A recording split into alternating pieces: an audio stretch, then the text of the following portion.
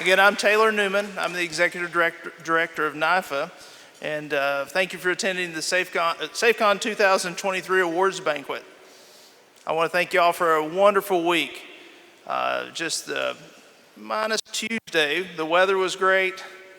We survived Tuesday, but the weather was great all week long. Couldn't ask for more favorable conditions to compete in.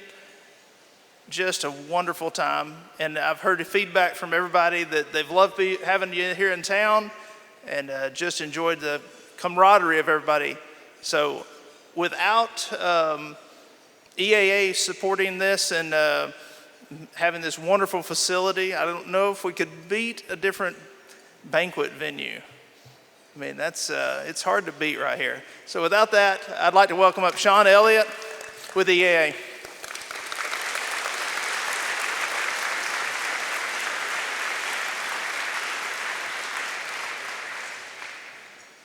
Well, good evening. Wow, the week goes fast. Congratulations to all of you for having this week now in your belt of experience. I think you recall on Monday I mentioned flying here is something that's pretty special. Having this event here is certainly something that's very special. But I just want to leave you tonight as you reminisce about all the activities throughout the week and all the experiences that you partook in and friendships that you both developed and continued. Paul Poberezny, our founder, had a very impactful saying, and he said it was the airplanes that bring you to Oshkosh. It's the people that keep you coming back.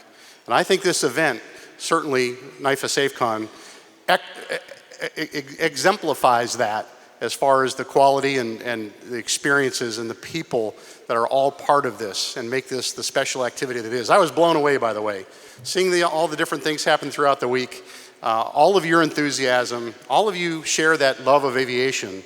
That's special. And you guys are going to be in this small community of aviation for the rest of your careers and the rest of your lives. And many of these friendships that you have around the room tonight, you'll hang on to for the rest of your career. So you look back at this and look back at it favorably and remember, you were part of the inaugural SAFECON at Oshkosh, Wisconsin, at the greatest Mecca location in aviation that there is. And this hopefully will continue for many, many years to come. And you'll be able to look back and say, I was part of the first group. So with that, congratulations, and I hope you had a wonderful week here in Oshkosh.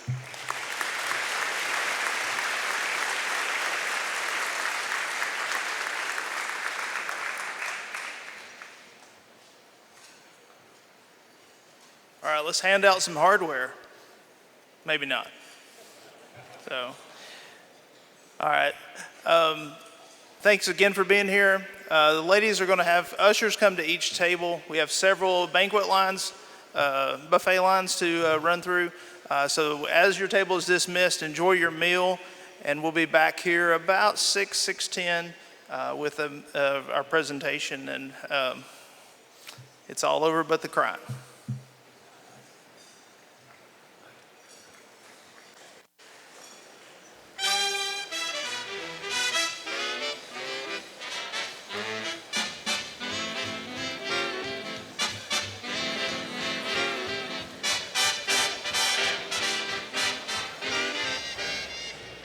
Welcome back.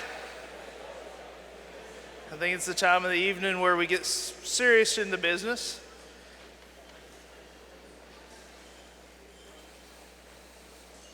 Hope everyone enjoyed the meal.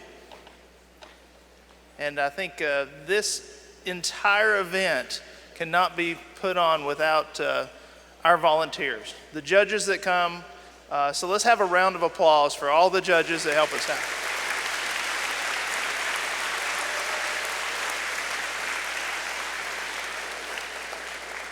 And without further ado, I need to introduce our chief judge, Steve Halcomb. Come on down, Steve.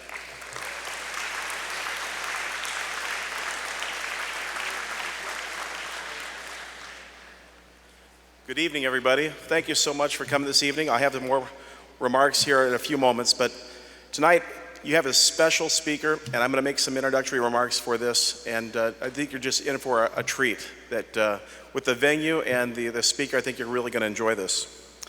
In a few moments, we're going to see a video, and after that video, I'm going to welcome to the stage the Executive Vice President of Flight Safety. Richard Mickle, and then he'll make some remarks at that time to introduce our speaker. But if you would right now, just pay attention to the screens, and we're going to watch a short video into the introduction of our speaker. I was selected to go to NASA for the astronaut program in 1990, and then spent 15 years as an astronaut, and the chief astronaut, flew 4 missions, preparing us to build the International Space Station. Airplanes I've flown, both in the Air Force and at NASA and now privately, I've just learned how important safety is and what it's required to achieve, and flight safety certainly provides it. I'm Charlie Precourt, and I'm a former NASA astronaut and a flight safety customer. Every time I come to a simulation, I learn several things that I hadn't thought of before, I hadn't been really connected to in the way that the scenario unfolded. And so I walk away with new knowledge that I could use in lots of different scenarios that are really realistic. And that's the beauty of the way we train here.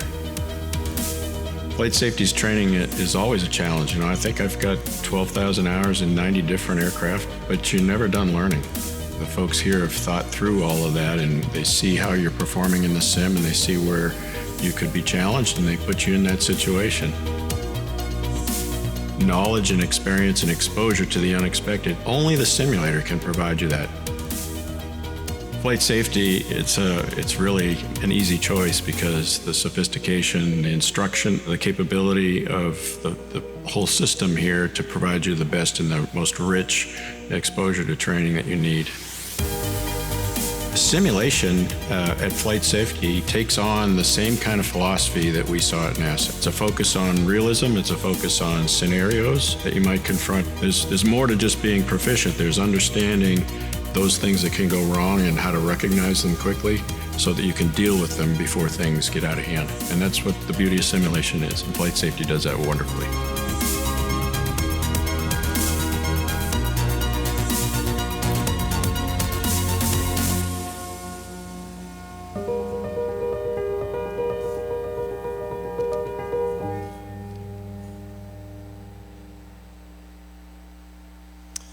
All right, well, good evening.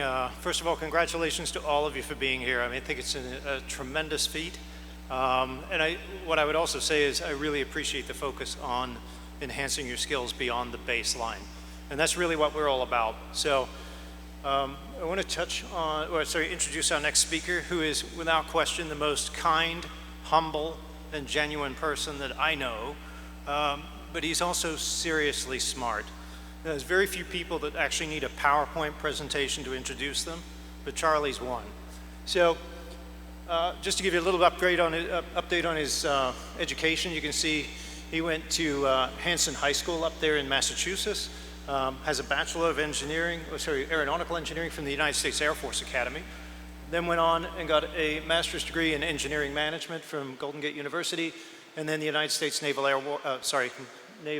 War College. I left my glasses down there, should have brought them up. Joys of getting old. Anyway, and I cannot read that one, but it's a Master of Arts in basically keeping us safe.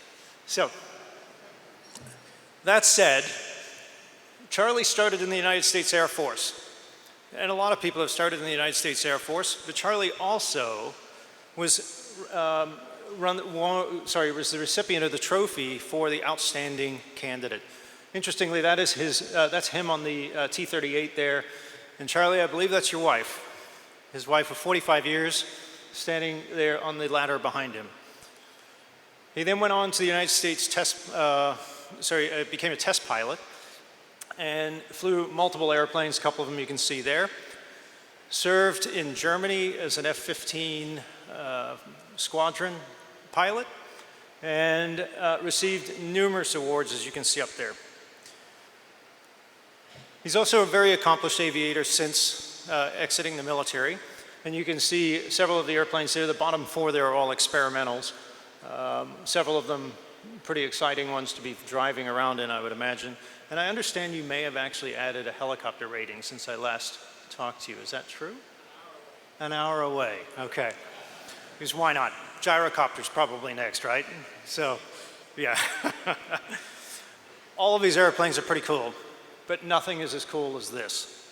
I would tell you I had the privilege of having along with a lot of my peers, but about a 1-hour narrated walk around of the orbiter there in Kennedy with Charlie as the narrator, and it is amazing.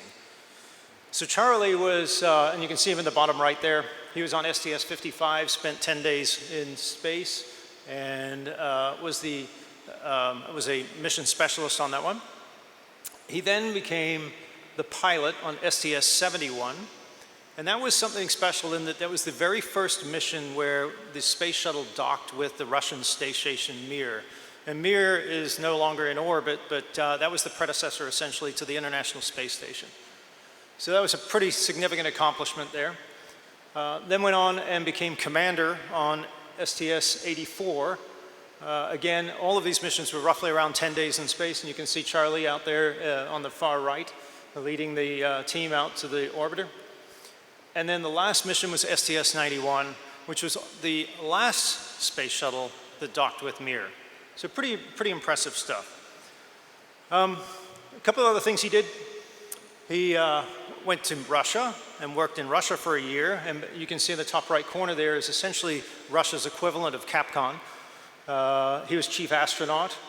He was the International Space Station program manager, and then went on with the crew exploration vehicle as a program manager there, and of course as a NASA member of the Astronaut Hall of Fame. Bottom right there is one of the many sunrises that Charlie got to see as he was orbiting the Earth. You see them every 90 minutes. So I thought, you know, we're here, you've done a lot of competitions, so I thought, how would Charlie fare with some of these? So I thought, well, the safety award, he would probably do pretty well in that one. I mean, space flight is a relatively high-risk activity. If you don't have safety under control, you're not going to have a good day. So that is the crew escape vehicle, well, crew escape basket that I'll translate it for you. Any of you have seen Men in Black? It's in that. Actually, I think it's in Men in Black 2. So they jump in that thing if something goes catastrophically wrong before the launch and they need to get away. So that one, whoops. Oh. Okay, so safety award. Then I thought navigation. He'd probably do okay in navigation. I mean, I know you got to get a little bit of distance in there, but he did pretty well on that one, I would say. So he'd be a strong contender for you. Computer accuracy, I'd say maybe fighting chance. I think he might have a fairly tight edge on this one, though. The power-off landing. So from roughly 80 miles up, so 450-something thousand feet, and 5,000 feet from the, 5,000 miles from the Kennedy Space Center is when he decided to start the power-off landing activity. So, but pretty well done. The other thing I just mentioned to you is because this is just staggering to me. He's also fluent in Russian and French. So, really impressive stuff. So I thought probably the best way to launch into his speech is to show you one of his final launch. And so this is STS-91. It's the first 60 seconds of the launch. I don't know how many of you have actually seen one of these things. I never got to see one live, but I can tell you I really wish I had. So we'll play this, and then it was my great privilege to have Charlie Precourt come up and speak to you. And we have a go for auto sequence. Start. Discovery's onboard computers have primary control of all the vehicle's critical functions. T-minus 20 seconds and counting. T-minus 15 seconds. 12, 11, 10, 9, 8, 7. We have a go for main engine start. 4, 3, 2, 1, 0. We have booster ignition and liftoff of the Space Shuttle Discovery as NASA embarks on the final mission to dock with Russia's space station Mir. Here's the Discovery roll program. Roger, roll, Discovery. Houston, now control. And with that, Charlie.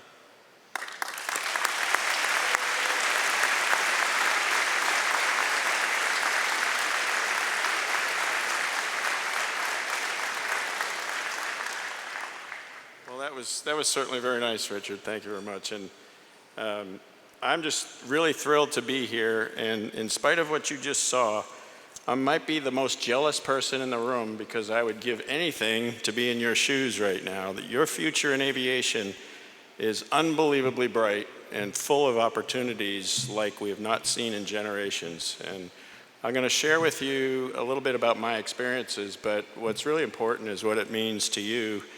I'd like to, as I go through a little bit of a picture show here of some of my experiences, make sure that I relay to you what I learned about life from flying. And I just am thrilled to see what you're doing with the competition that you're doing here and learning to fly and developing relationships. So congratulations to all of you for your participation in this, and best of luck in a great career going forward in aviation.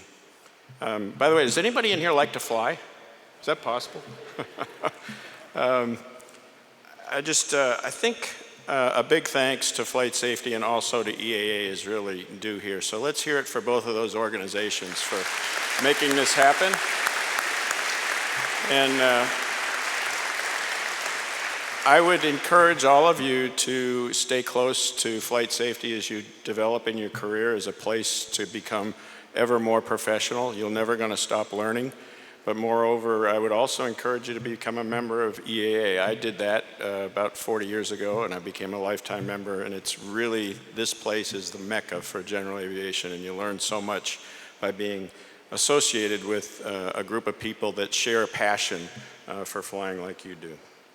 Okay, so I need a report out here. I heard that my alma mater is here. Is the Air Force Academy here by any chance? Falcons, where are you? All right. So I hear you have a singer among you. Is that true? Is that possible?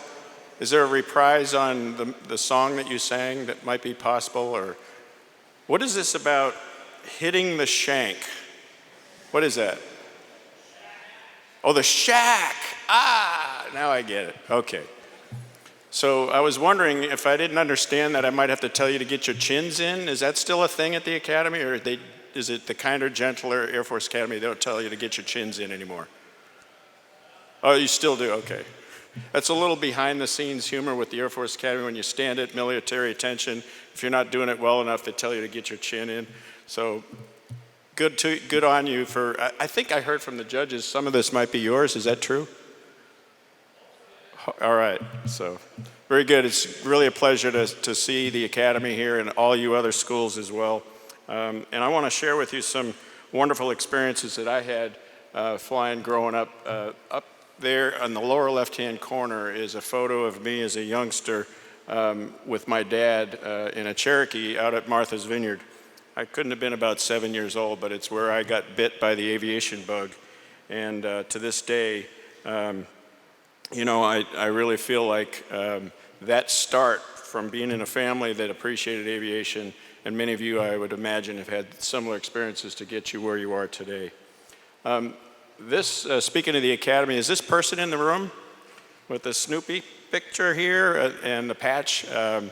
I just want to know a little bit more about the background of your patch. Can you guys shout that out for everybody? How did that get developed?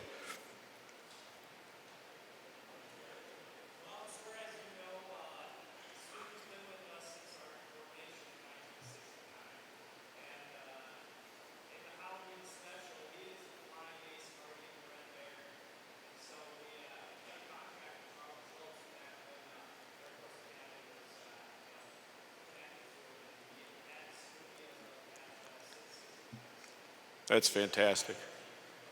Thank you for that. And the Snoopy, by the way, became the mascot of the astronauts. And we would give an award of a Snoopy pin, a lapel pin, to employees throughout the NASA system who demonstrated exceptional attention to the safety of the astronauts during flight. So Snoopy has a special place in all of our hearts. So I want to walk you through a little bit about what I did. Richard did a very nice job of sharing with you some of my experiences, but 13,000 hours in over 90 different airplanes, including some pretty exotic ones. It's a MiG-21 in the lower left, a Russian fighter that my Russian colleagues gave me an opportunity to fly when I was in Russia. The F-15 is just a wonderful machine. That's a very easy airplane that I built myself in my association with EAA here.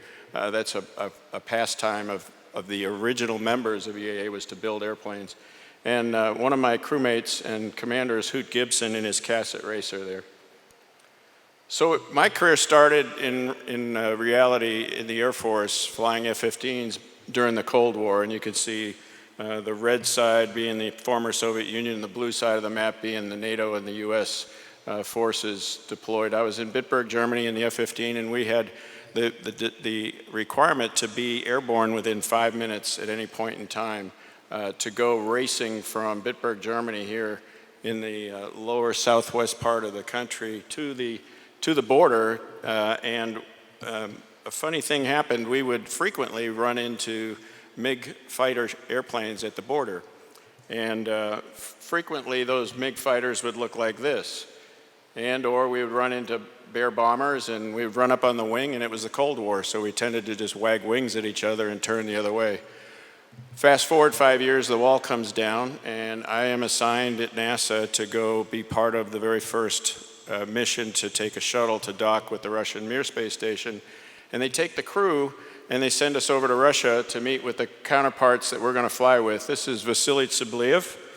And when we met, it turned out that he was in a MiG-23 on the East German side of the border before the wall came down at about the same time that I was in West Germany. And we often looked at each other and said, I think we met over the skies of Germany before we got to fly together in space. So we became really, really great friends. He commanded a flight that on the Mir while I was commander of the shuttle to take the shuttle up on one of his flights. And then we became co-commanders, if you will, of the programs. He was the chief cosmonaut and I was the chief astronaut. At one point on orbit, when we were together, he gave me a glove that he'd worn on a spacesuit spacewalk. And signed it to me as a gift from him on orbit. So the strong bonds that you get in experiences like this are things that stick with you forever. And here we are together on orbit in the Mir station, enjoying a meal together. The space shuttle, as it sits on the launch pad, weighs some 5 million pounds. It's an enormous beast, if you will, and it produces 7 million pounds of thrust as it lifts off. And this is what it looks like from the space station during a launch. You can see the streak of the trajectory headed towards space. And it's hard to fathom that there's a crew of 7 inside the very front end tip of that headed to orbit. This is what it looked like from the Soyuz spacecraft as we were docking with the Russian Mir station. On our first docking. And then once we were docked, this is a rather ironic picture given today's political circumstances, but this was a view from inside the Russian Mir station looking back at our shuttle while we were attached. And that's the Black Sea and the Ukraine and the Crimean Peninsula right underneath the nose of the shuttle. And then this is the opposite end. This is on reentry, a picture of the shuttle streaking back on reentry towards Kennedy, again with, imagine 7 human beings in the front end of that streaking across the sky. Right there, it's doing some 17,000 miles per hour, and it's creating a plasma trail some 1,000 miles long with a temperature upwards of 2,000 degrees. And Richard alluded to this a little bit, but you can see coming in on our arrival to Kennedy, it's roughly 12 to 15 minutes from overhead Washington State till we're on the ground at Kennedy. And it's an amazing trajectory to come to the ground.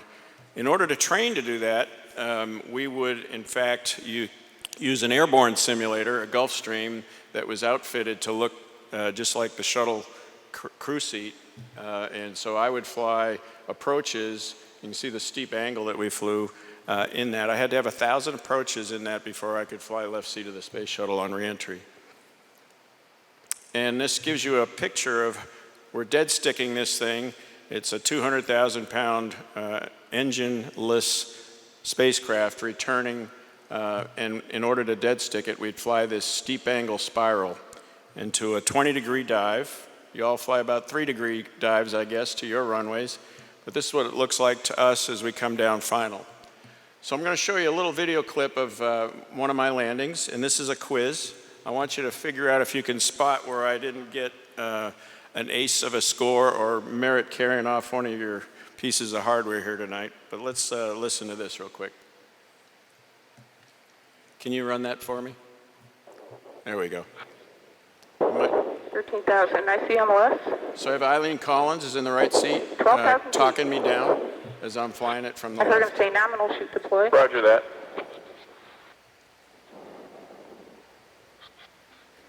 So that's our head-up 2,000 display, feet. Approach and land, okay? and we're coming down through the Reflex clouds. trail. We'll pop out and see the Keep runway flying here in just a instruments. bit. 8,000 feet. There's the runway. That looks really good. Yes, it does. It's dead on. Better than any STA. 7,000 feet. 6,000 feet. 2 pappies. Nominal aim point. Looking for 41% speed. Radar looks good. Radar looks good here. 4,000 feet. Looking good. Looking real good. Yes. 3,000 feet. Speed Okay. rate 35. Pre-flare, I'm the gear. Okay. I see the pre-flare and the gear is armed. 1,000 feet. Max speed was 305, 900, 800. About the ball bar. Okay, 500, ball bar 400. gear on time. The gear on time. Here goes the gear. See the gear moving? I hear it coming down. 200 feet. Ball bar. On the ball bar. 100 feet. Gear is down 80, 70, 60. Long 50 and long. We're still doing 250 knots right there, by the way. 230 knots. 25 feet. Keep it coming down. 220. And 210. Looking good. 8, 6, 5, 4, 3, 2, 200. Touchdown. Correction. 197. Feedback is opening. Derotating. She's coming. Okay, we're going to see a view from the outside now and see if you can spot my mistake. Totally. By the way, how long does it take you to fly from final approach fix to touchdown in your airplanes? Any guess in minutes? Just sing it out if you know. Atlantis now on From 5 the miles glide to slope and touchdown? on center line. 3 Setting up minutes? for the final approach and landing. That's pretty to good in a runway faster 33. airplane, more like 4 probably for a smaller airplane. It's 4 minutes from 40,000 feet to touchdown in this thing. Okay, we had the biggest crosswind ever in the program, and my daughter is Landing gear standing is where the now, camera is. down She's 10 years old, and locked. and she's yelling, "Get over, you're going to miss the runway." So you can see the nose, and you can see I got a nice gust of wind there. So what's my mistake? Yell it out for me. Center line, yes, Main center gear line. touchdown. So I got a huge gust at about 10 feet in the air, and I could not respond to those it here quickly touchdown. enough without causing an upset. So I Atlantis just rolling out on held what I runway had till I got 33 on the ground. Space That's my Center, excuse, right? completing Got to have a 145 story, hours. and then you got to stick with it for the debrief. So, but after 10 days and a final visit to the Mir space station, that's what it looked like. So it was a real privilege to be able to fly a machine like that. But as I said at the outset, you all have opportunities in front of you that will dwarf this, and that's why I have some jealousy for where you are in your careers and what you're going to have in front of you. A few to finish with here. This is the T-38 chasing us down final, which was a role that I had as a chief astronaut for a while. I chased many landings after my own, but it was not always celebratory. We lost a crew. I was the chief astronaut that selected the Columbia crew back in about the 2000-2001 timeframe. And we lost 7 friends because we had some issues that we learned the hard way after the fact. So there's a thing about safety that I like to say, and I want to share this with you because there are things in flying that you're exposed to every day that they teach you about flying, and they teach you things that you can do better when you're flying, but they also teach you about life. Both shuttle accidents were caused by something that was described as the normalization of deviance. Have you ever heard that term before? Any of you? Raise your hands. So it sounds kind of nasty. It sounds like it's describing people who are deliberately doing something wrong or inappropriate, and that's not what it is. It's a deviation in the system that people will normalize because they don't fully understand it, and they are motivated to get the job done. And they want to do well, and they want to understand that what they're seeing that isn't quite right is acceptable, and they proceed ahead. So it's almost like you get away with it until the day you don't. And that happens to us in every line of life. It's just incredibly consequential when you're dealing with operations like this. So I'll give you an example. General aviation has a history to date of one loss in 100,000 hours. The prediction for the space shuttle was one loss in 100 flights, and that's about what our experience was with Columbia and Challenger.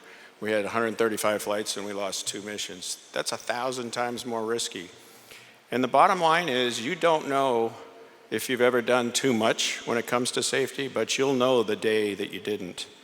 And there was a fighting chance when this crew was on orbit because a piece of foam off the centerline tank of the shuttle struck the wing, put a hole in it, and there were people who kind of saw that in the film reviews while the crew was on orbit. And there was a fighting chance that we had another shuttle in the assembly building that was being readied, that had we taken the extra steps, we might have been able to launch that shuttle and bring the crew off.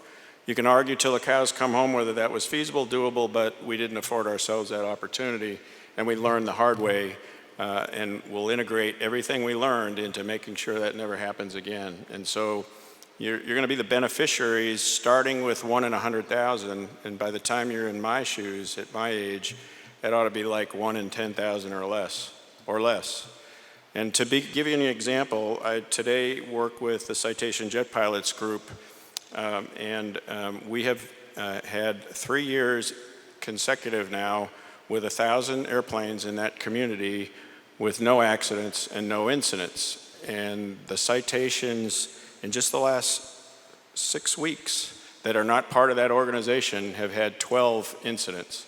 So you can make this work. You can do things that will strive for a more safe and productive outcome just by doing what you're doing and what you started to do right here today as a part of a group that strives for perfection, strives for learning, and never stops proceeding to see what can be improved upon. One of the things that I would also advise from things that I got to do, this is a picture of the Aurora from space. It's incredibly humbling, and so it's one thing for me to say that I flew around in F-15s and chased Russians at the border and be King Kong in an airplane. And it's another to view space like this and not recognize that we are in a very humbling situation on this earth for a very short period of time. And we have a purpose for being here that is a challenge for all of us, is to find out what that is and to contribute to a better future for all. One thing that I found in this whole experience is a humility that I learned, that as much as I was learning, I was still missing so much more. And so you're going to have a lifetime to learn. And the people you learn that from are your instructors. And an instructor in an airplane is an incredibly important example of how you instruct others and leave a legacy and pass on your wisdom and knowledge to others in other relationships in life. There is a push to bring a lot of pilots into operation because there's a huge demand for them, and there's a lot of people saying that instructors are just there to fill a square and move on. I would encourage you, if you have an opportunity to be an instructor, to think about it this way.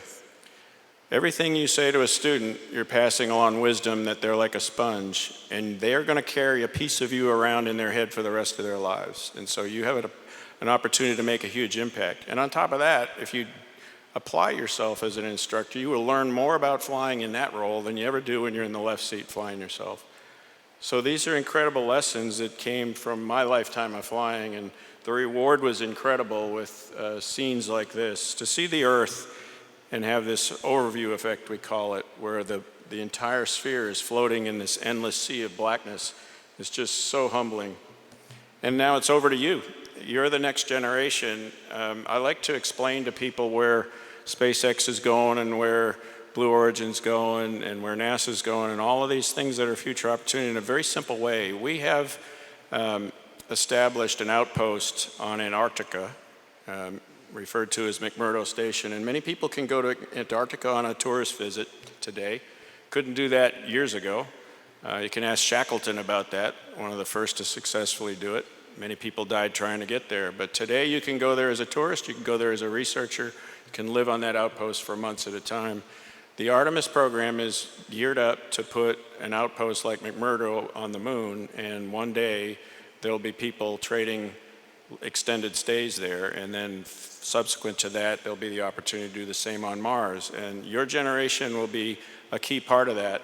And programs like what you see here are building up the capabilities to take us there. So I hope that gives you a little sense of why I say from the beginning of tonight's little presentation that I have a little sense of jealousy in where you are and where you're going, because the opportunities are endless. But learn constantly, try to be as safe as you can, share your wisdom with each other, be skeptical, ask questions, and have a great, great career. You've done really well to get here, and you've got a long way to go, and I'm just excited for you. So thanks for letting me spend a few minutes with you tonight.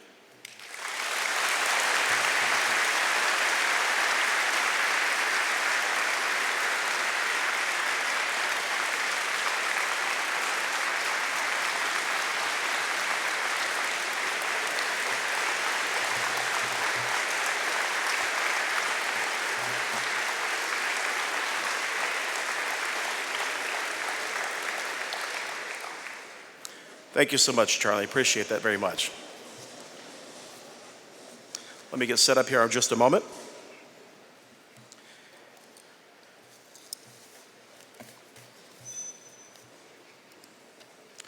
Thank you so much for being here again.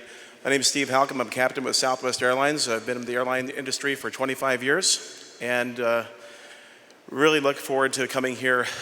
Back in October, Senior Judge Ryan Perrin, myself, my wife, and Executive Director Taylor Newman all came up here and visited this facility.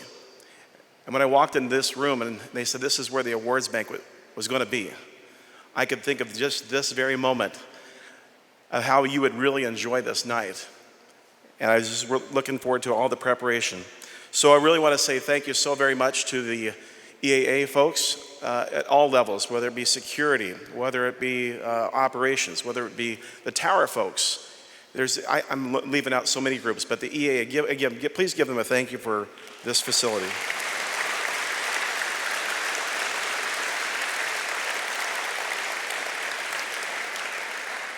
And I can't go too much further. We're going to talk about the industry sponsors and what they do, but please give a hand to the industry sponsors that really also put the money behind this great event this evening.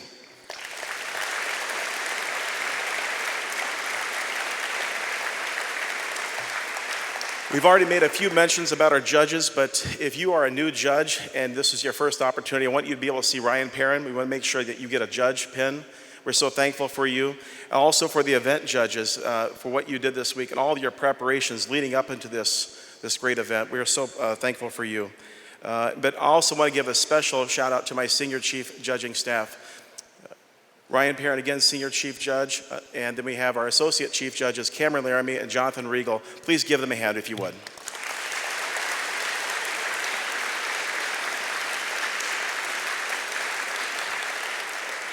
I don't want to outclap you, but there's just a couple more. So if you need to see Ryan Perrin afterwards, everybody's been told that you'll have a EAA complimentary membership, so see Ryan Perrin afterwards if you have not already gotten that.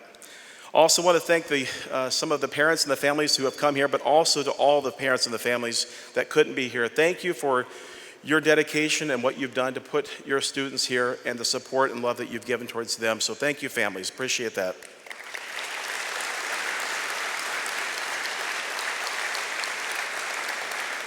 I'm going to be in a lot of trouble if I don't say the most important thing. Thank you to my wife and my family for taking care of the farm during planting season, to come up here for 2 weeks to be with you. So thank you to my family. Appreciate it. Well, this is a week of learning, right? A week of safety, and that was the most important thing. You helped out. We went through that entire schedule, and it was a safe week. We still have the return trip home, but you have all done a great job. So appreciative of what you've done. So we're going to start to go through the events. And so here's what the choreography is going to be like. We're going to go through, and I'm going to make the announcement. We're going to start off with a pre-flight event here in just a moment. But if your name is called, 20 through 11, we're going to have you remain seated. For 10 through first place, I want you to come over to audience right, stage left, make your way across the stage, down the floor, over to the awards table. And so we'll go count down 10 through first, and then we'll have the ladies take you over to the photo room out and back, and get the photo. So we're going to start through your programs. So if you have your programs with us, we're going to start off with a pre-flight event. And this is sponsored by Envoy Air, and presenting this evening is going to be First Officer Jordan Houston.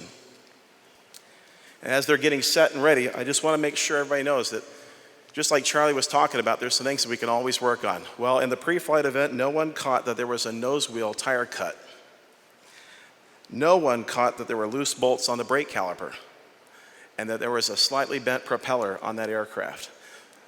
So it was a great event, and thank you so much for the folks who prepared it for us. So, pre-flight event, again, we're going to go 20 through 11, and then we ask you to remain seated, and then from 10th through 1st, again, make your way from audience right to audience left over here to the stage, and then if you would please hold your applause to the end, it would be greatly appreciated.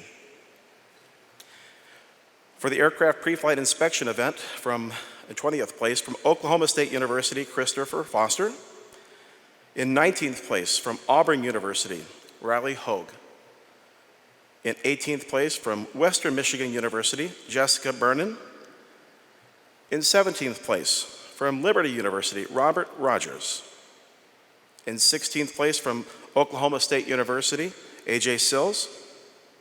In 15th place from Western Michigan University, Brock Franson. In 14th place from Kent State University, Jeff McCabe. In 13th place from Kent State University, Caleb Seymour. In 12th place from Metropolitan State University of Denver, Michael McMinn. In 11th place from Louisiana Tech University, Cody Coker. Again, we're going to start with the 10th place, if you would please come up. In 10th place from Laterno University, Marcelo Gasca. From 9th place from Southern Illinois University, Mateus Thompson. In 8th place from The Ohio State University, Bryn Barr. In 7th place from Lewis University, Martiza Laura. In 6th place from Purdue University, Matthew Chu. In 5th place from the University of Nebraska, Omaha, Hunter Person. In 4th place from Embry-Riddle Aeronautical University, Prescott. I always want to say Prescott properly, that's only here. In 4th place, Camden Deller. In 3rd place from the University of Nebraska, Omaha, Owen Brennan. In 2nd place from the University of North Dakota, Carson Wells. And the 1st place for this year's aircraft pre-flight inspection event goes to the University of North Dakota's Jebediah Sussenbach.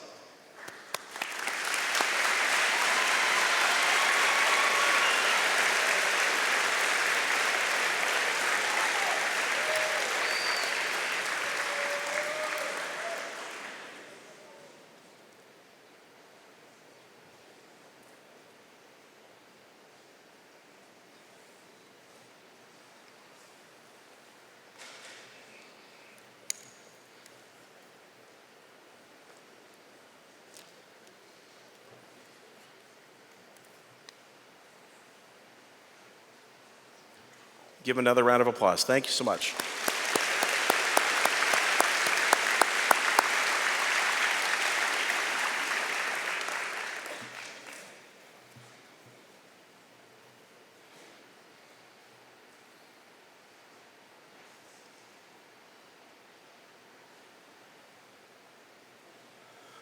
Our next event is going to be the aircraft recognition event sponsored by Textron. And presenting this evening is a 30-year NIFA judge, Jim Click. The results for aircraft recognition this year, starting with 20th place, from the United States Air Force Academy, Colby Vila. In 19th place from Embry-Riddle Aeronautical University, Daytona, Aiden Murray. In 18th place from Southern Illinois University, Mateus Thompson. In 17th place from Purdue University, Jesus Zamora. In 16th place, from LeTourneau University, Mateo Argot. In 15th place, from Embry-Riddle Aeronautical University, Daytona, James Boone. In 14th place, from Kent State University, Frederick Stamper. In 13th place, from Western Michigan University, Evan Hoyle. In 12th place, from Embry-Riddle Aeronautical University, Prescott, Gabriel Witt. In 11th place, from the University of North Dakota, Cole Yokoyama. In 10th place, from the University of North Dakota, Nathaniel Dietz. In 9th place, from Auburn University, Christopher Hopkins. In 8th place, from Southern Illinois University, Noah Sekoa. In 7th place, from Western Michigan University, Nicholas Olhausen. In 6th place, also from Western Michigan University, Nathan Goot. In 5th place, from Embry-Riddle Aeronautical University, Prescott, Zoltan Belady. In 4th place, also from Embry-Riddle Aeronautical University, Prescott, Logan Haynes. In 3rd place, from Southern Illinois University, Grant Gillespie.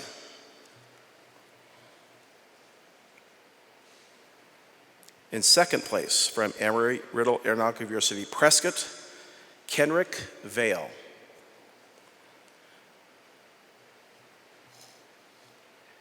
And the top score for this year's aircraft recognition event, Embry-Riddle Aeronautical University, Prescott, Zachary Sornoza.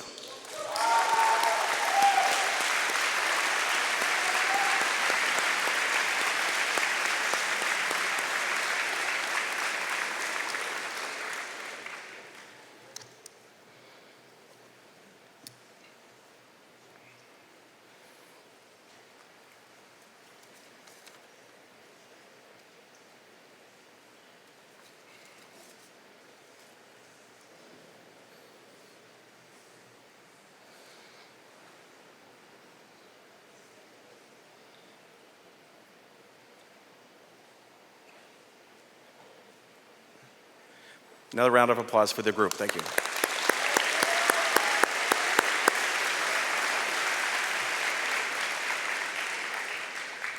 Next, we have the Certified Flight Instructor event sponsored by Sporties.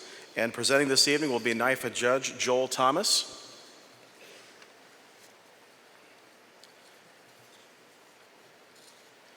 In 3rd place this year, from Purdue University, Henry Stash. Now we have a tie for 1st place. So in just an alphabetical order, tie for 1st place from Auburn University, Luke Russo. And also in a tie for 1st place from Kent State University, Holly Cesar.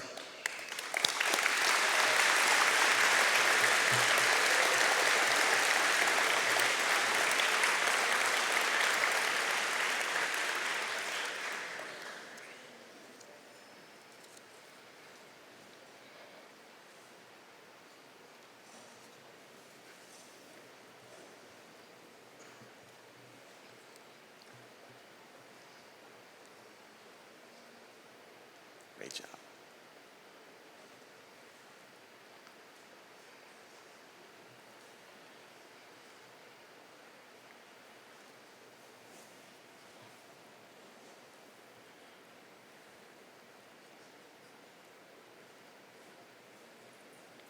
Congratulations.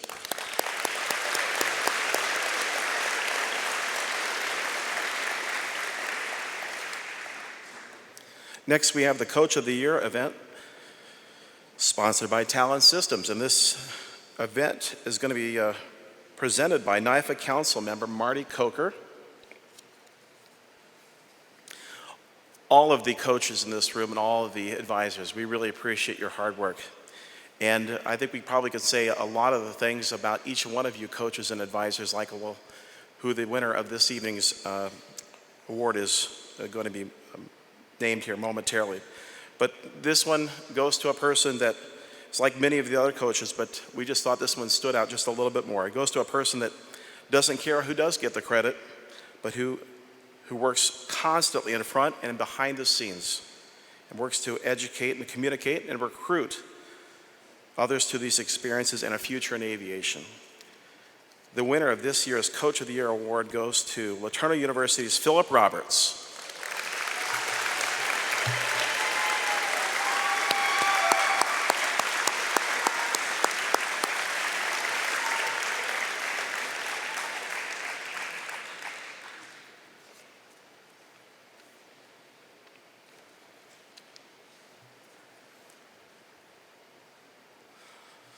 Our next award goes to the Collegiate Aviation Progress Award, sponsored by Cirrus Aircraft, and will be presented tonight by Will Hexteden. Please come forward.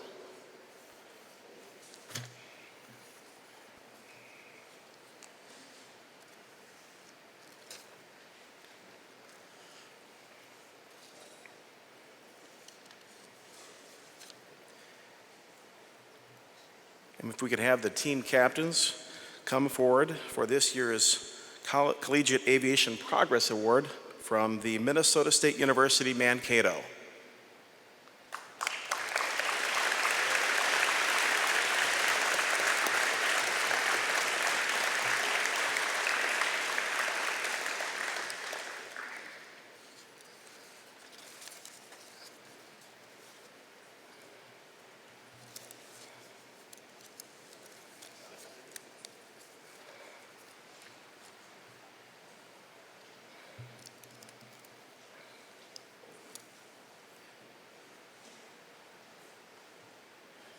Congratulations.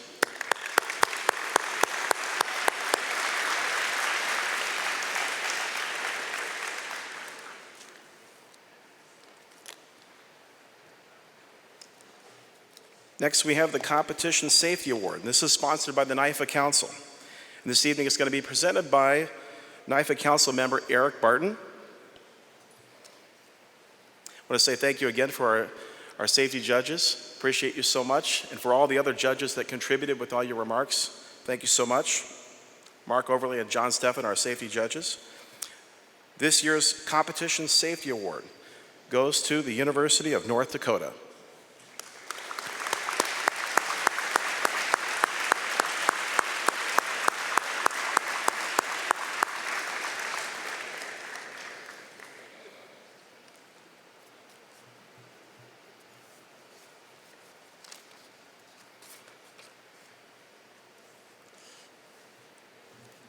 We have a team representative from the University of North Dakota, please.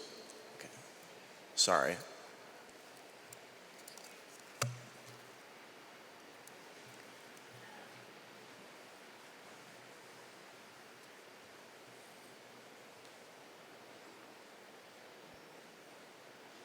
You're fine. You're fine.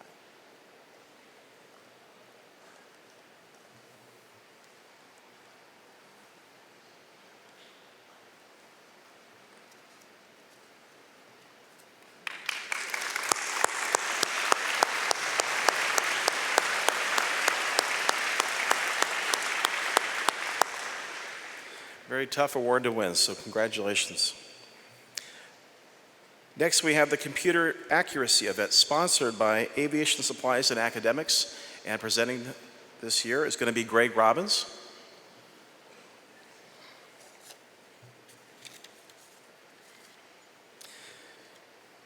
In 20th place from The Ohio State University, Isabel Wilson. In 19th place from Embry-Riddle Aeronautical University, Prescott, Jedrick Sanders. In 18th place from Southern Illinois University, Wendy Elliott. In 17th place from The Ohio State University, Dominic Parenti. In 16th place from the University of North Dakota, Blake Naheen. In 15th place from Embry-Riddle Aeronautical University, Prescott, Karen Lau. In 14th place from the University of North Dakota, Michaela Weiss. In 13th place from the University of Nebraska, Omaha, Thomas Cathal. In 12th place from the United States Air Force Academy, Taylor Edwards. In 11th place from the Embry-Riddle Aeronautical University, Prescott, Eric Norris. If you would come up forward, please, again, in 10th place for computer accuracy, Southern Illinois University's Jake Mack. In 9th place, also from the Southern Illinois University, Dane Snodgrass. In 8th place, from Embry-Riddle Aeronautical University, Prescott, Samuel Lowe.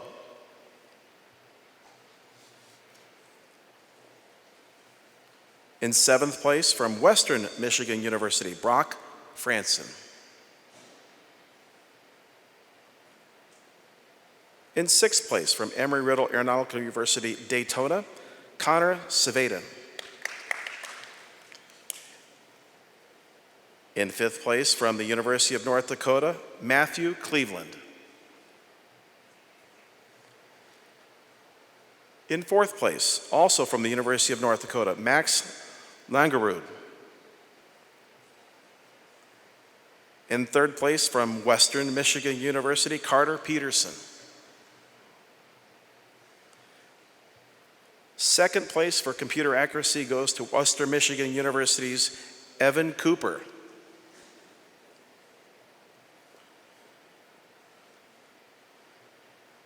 And just by a few minutes of time to decide this one, the computer accuracy #1 place goes to The Ohio State University's Mike Sterling.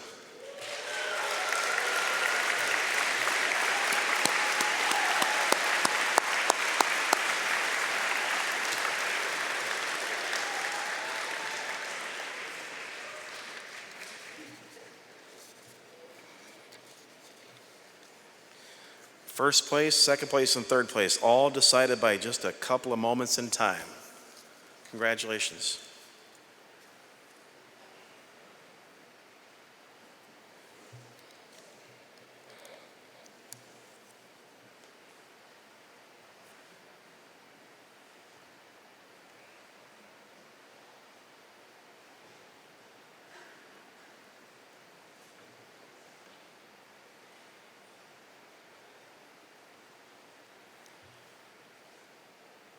Congratulations again once more.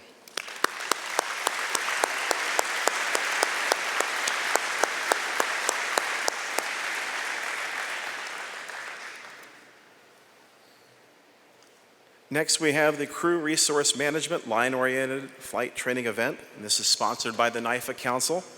And presenting this evening is the event judge for this, Captain Dan Oslander.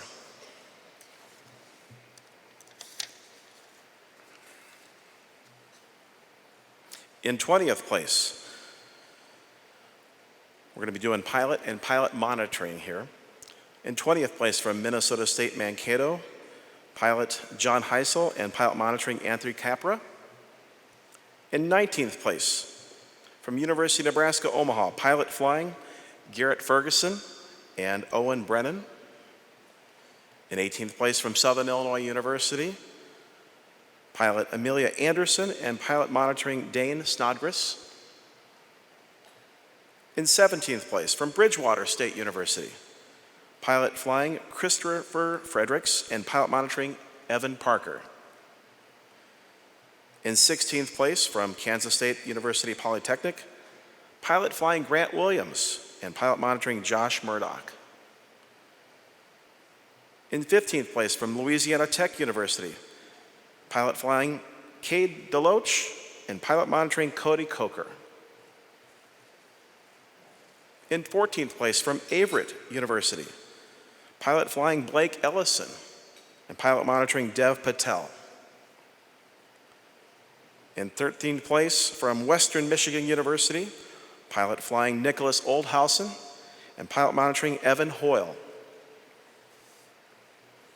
In 12th place from Lewis University, pilot flying Fabian Bartos, pilot monitoring Jacob Engelking. In 11th place from Kent State University, pilot flying Samuel Lagarth, pilot monitoring Victoria Lorenzen.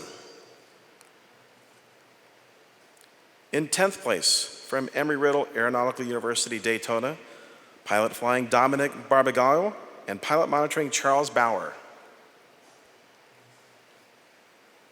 In 9th place from San Jose State University, pilot flying Brendan Dadon, pilot monitoring Ethan Fletcher. In 8th place from Oklahoma State University, pilot flying Ryan Austin, pilot monitoring Dana Friend. In 7th place from Utah State University, pilot flying Jared Barris, pilot monitoring Christopher Hunter. In 6th place from Embry-Riddle Aeronautical University Prescott, pilot flying Hayden Morris, pilot monitoring Kendrick Vale.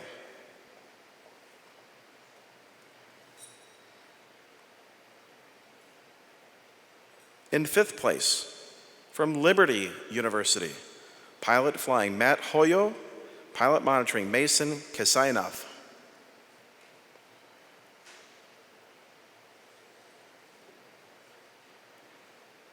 In 4th place from the United States Air Force Academy, pilot flying Joe Mucklestone and pilot monitoring Claire Melton.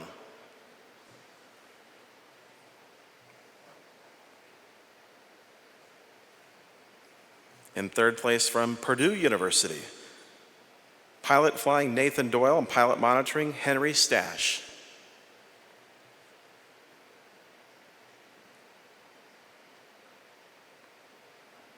Second place for our CRM Loft event this year goes to the Ohio State University's pilot flying Mike Sterling and pilot monitoring Dominic Parenti.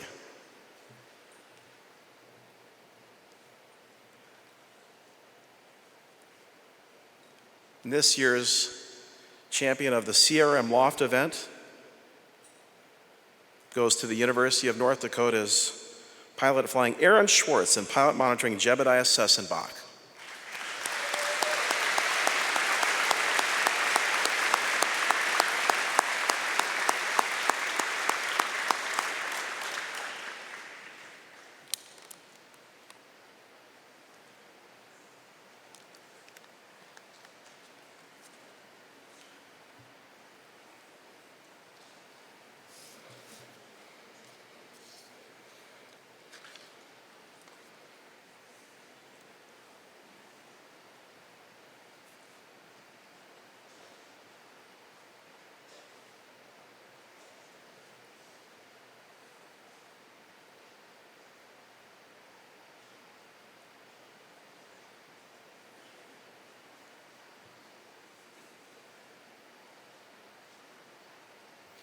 Again, congratulations to the CRM Loft event.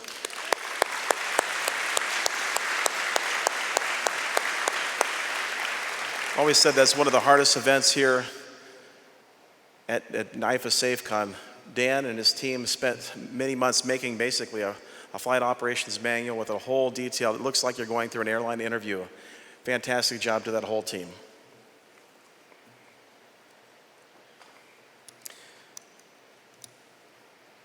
Next, we have the ground trainer event. This is sponsored by Frasca International, and presenting this evening is going to be Juan Velasquez and event judge Will Kratz, if you would please come forward.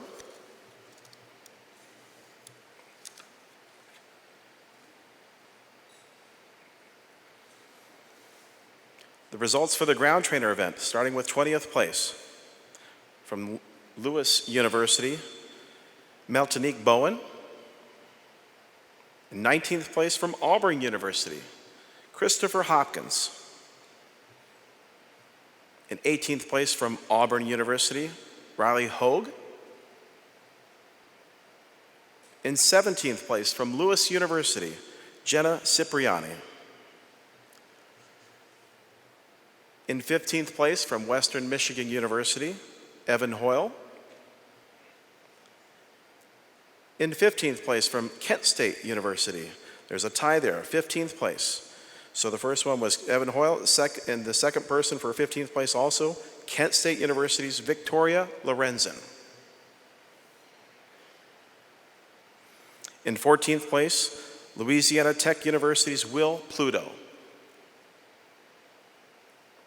In 13th place from the University of Nebraska, Omaha, Tristan Weston.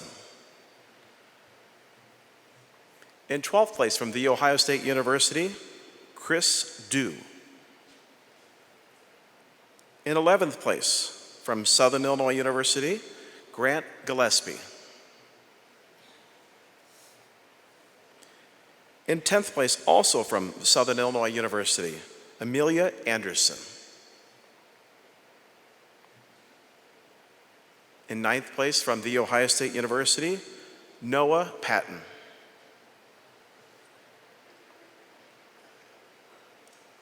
In 8th place from the United States Air Force Academy, Joe Mucklestone. In 7th place from Western Michigan University, Kyle Albrecht.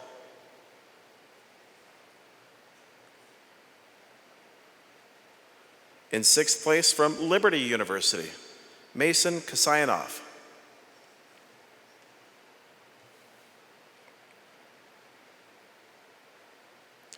In 5th place for ground trainer this year, from Kent State University, Cole Hebard.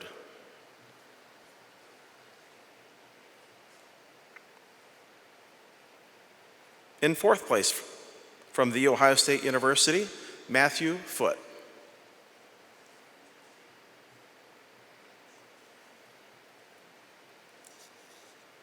In 3rd place this year from the University of North Dakota, Talon Haker.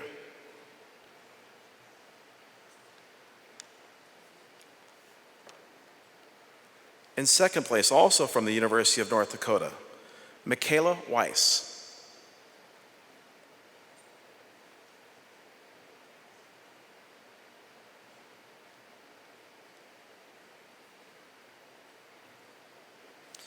By just a few points to win the national championship for ground trainer this year, also from the University of North Dakota, Max Landguru.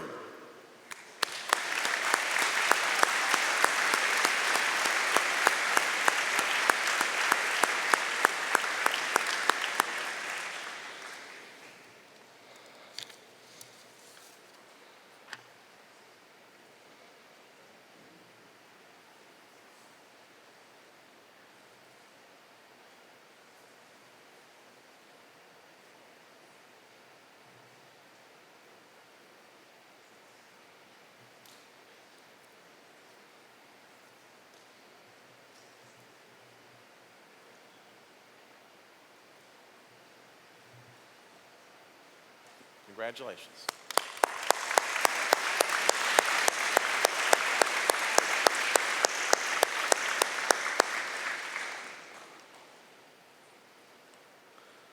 Will's going to go take a photo with them, and we're going to keep Juan Velasquez up here because we're also now going to present to you the IFR event sponsored by Frasca International, and we're also going to have him joined by Jeremy Brown and Juan Velasquez. They're going to present this award for the IFR event. Really appreciate Jeremy and what they do, and the presentation for the Frasca Simulator is an excellent teaching tool. I think the kids really enjoy coming in to see their results and then also be able to see the playback. So we appreciate you so much for what you do at from Frasca and the IFR Simulator event. Starting with 20th place from Lewis University, Jenna Cipriani. In 19th place from San Jose State University, Brandon Dadun. In 18th place from Bridgewater State University, Jared Carrero. In 17th place from Oklahoma State University, Michael Kelly. In 16th place from LeTourneau University, Brendan Petrie. In 15th place from California Aeronautical University, Sierra Coloma. In 14th place from The Ohio State University, Mike Sterling. In 13th place from Kansas State University Polytechnic, Aiden Rickelman. In 12th place from Western Michigan University, Antonio Serra. In 11th place from Polk State College, Michael Garmandia. In 10th place from the University of North Dakota, Jebediah Sessenbach.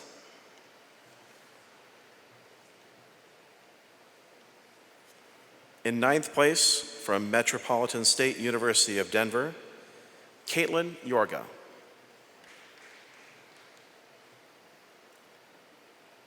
In 8th place from the University of Nebraska, Omaha, Owen Brennan.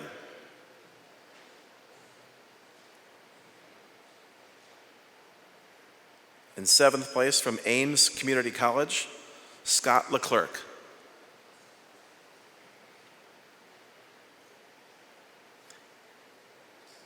In 6th place from Kent State University, Cole Hebbard.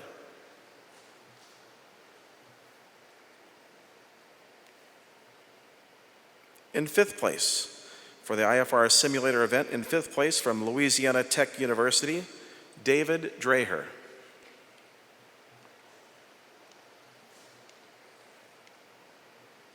In 4th place from Purdue University, Nathan Doyle.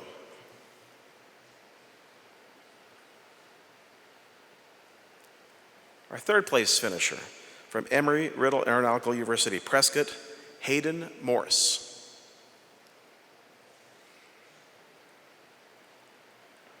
Second place finisher from the United States Air Force Academy, Joe Mucklestone.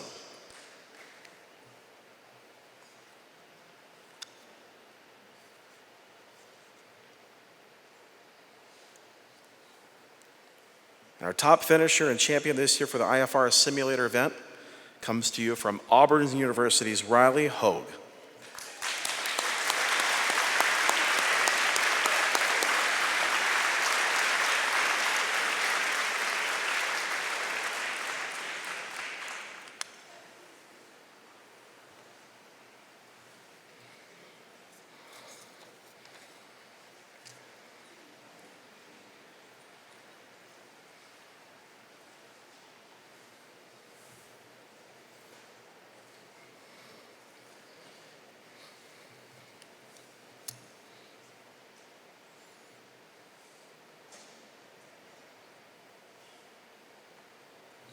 One round of applause for these teams.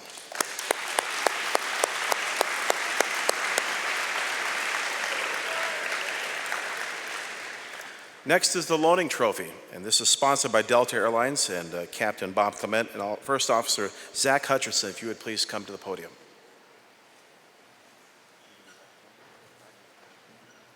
Seven and a half. I'll use the restroom. Can we get a couple folks that are strong to lift the Loaning Trophy up? Anybody feel it? Appreciate it. A lot different than when I was at the 1969 meet with my roommate Pete Bro, and the guest speaker was Grover Loaning. If you don't know a lot about the Loaning Trophy, it's the oldest collegiate aviation trophy in the world. These gentlemen are going to pick it up. If you could bring it up here on stage so everybody can see it. While you're here, it's one of the few times it's available to the public. It's normally in a locked safe someplace or on display, and it's very secure. You're going to be able to hold that for 5 minutes? We'll find out. That cup is the cup that was given out in 1929 by Grover. Along with it, he gave a $25,000 scholarship to the school. That would be $441,000 today. I don't have a check with me, so you have to trust me. His other judges, important to know who these people were. And we look at what we saw in 1969, and it's unbelievable to sit here and see what I see today, looking out over you in the future of aviation. We're in good hands. But in 1929, Grover, the first person to ever have a degree in aeronautical engineering, went to work for the Wright brothers, developed loaning amphibian aircraft, which he sold to his plant manager, Leroy Grumman. Perhaps you know that name. Grover was merely 40 years old at that time when he gave out this trophy, and what equivalent of $500,000.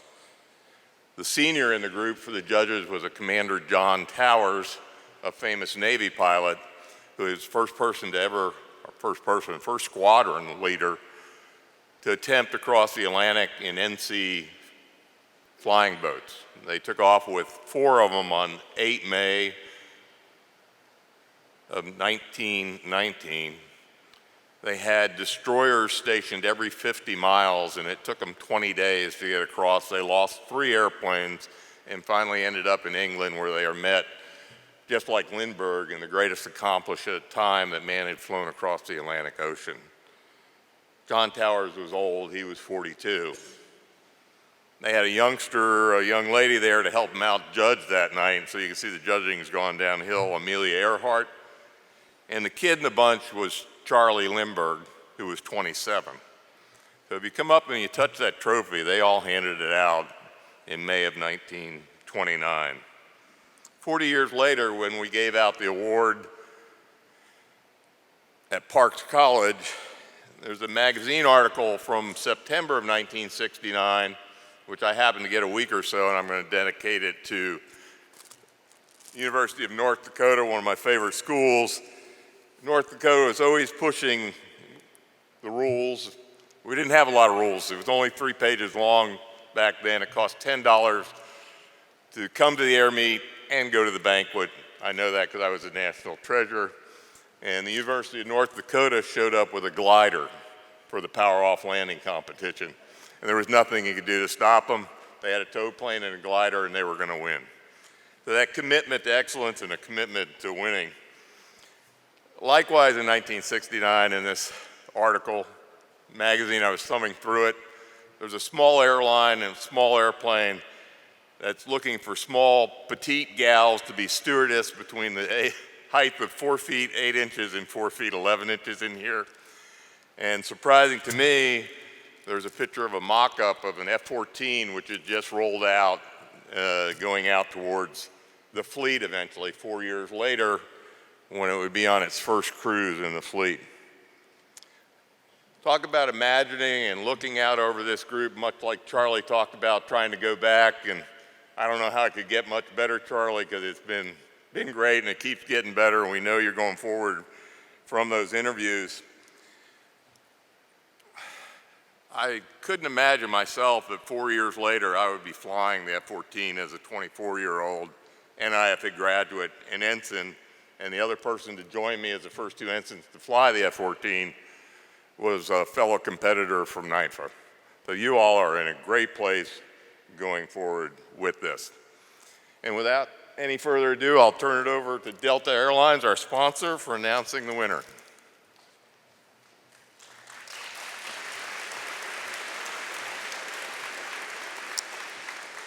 Good evening. My name is Zach Hutcherson. On behalf of Delta Airlines, I'll keep my remarks short. One thing, listening to Dr. Loning's history that comes to mind is passion, right? I think everybody in here can relate to that, relate to having passion for success and competition, passion for our industry, and I just encourage you not to lose that passion, right? Motivation, passion, dedication to your craft, it's what's going to result in you having a successful career, especially as you continue to develop the skills you've been working on to be successful in your competition this last week and preparation throughout the entire academic year that you've had. I think Dr. Loning was really looking for a college program that wanted to endure a legacy, right? A legacy of leaving behind something better for others to build on. If you look around, I think you can see his legacy all around us. He may not have built all these aircraft, right? But he laid that foundation for others after him. Just like in your flight team, I'm sure when you were a freshman, others helped you. And as you've developed, become a senior, hopefully you've looked behind and brought those with you and made the program better. So I encourage you to give back to your schools, give back to your team, give back to your industry, and look around to those that helped you and return that favor to those that are around you. Find those in the industry you can give back to, that you can help, that you can mentor and guide, and all of us in the small industry can really help each other succeed.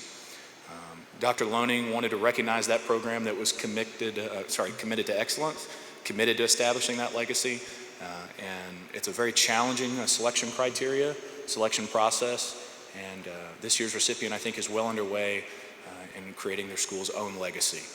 So without further ado, on behalf of Delta Airlines, I'd like to congratulate for the second year in a row the Auburn University.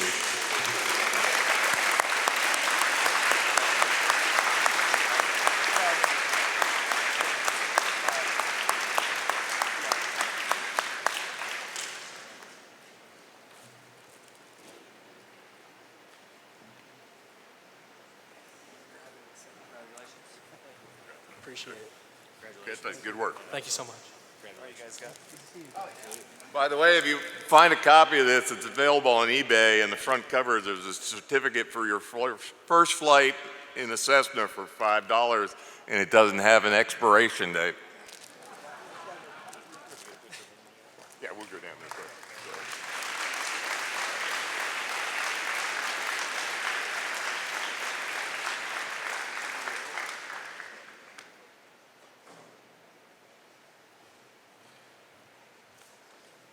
Thank you, Bob. Thank you, Zach. Thank you so much.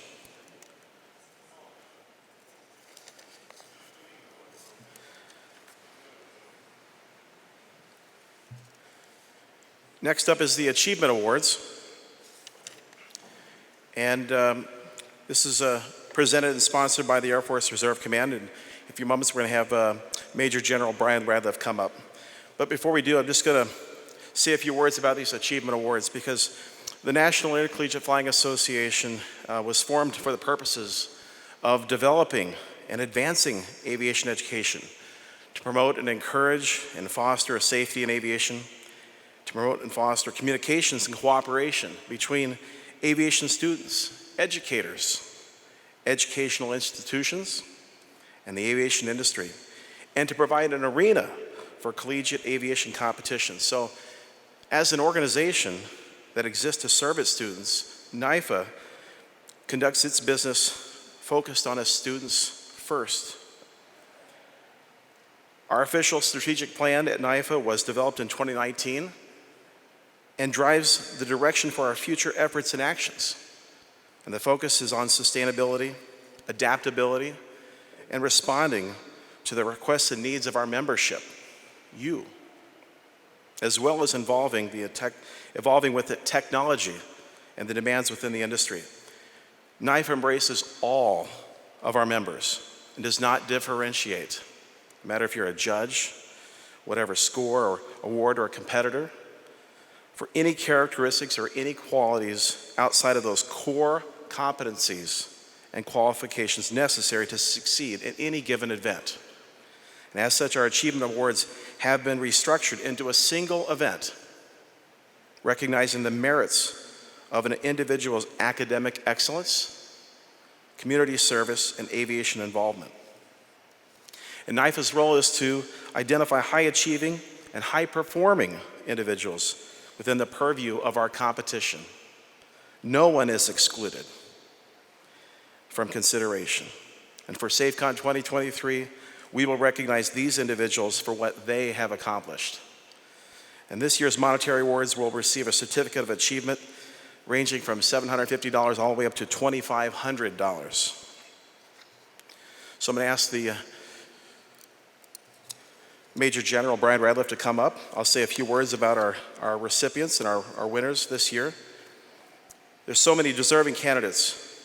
We had to narrow it down to 5. So in 5th place this year, this individual worked with local high schools to establish a mentorship program. This individual also is a FAA safety representative from the Minneapolis FSDO. He's active in service to his community and shares his love of food as an owner of and editor of Wooden Spoon Chefs, and donates part of that money from that company to others in need. In 5th place this year, the winner for that 5th place award is from Minnesota State Mankato, Spencer Olson.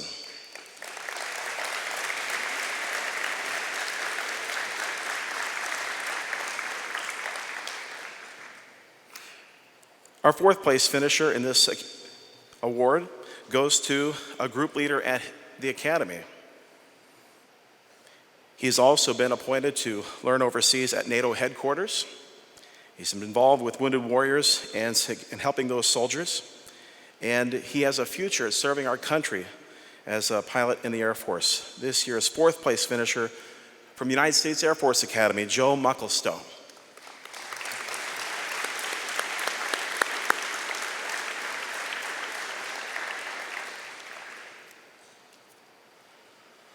Our third place finisher is a NIFA student representative, serves in the National Guard, takes time to help the elderly with friends, bagging groceries and helping them at the shopping. He's a team leader in many, many ways. But so much of this individual's time goes to helping others in school and other organizations. This year's third place winner is also from Minnesota State Mankato, Nick Keplinger.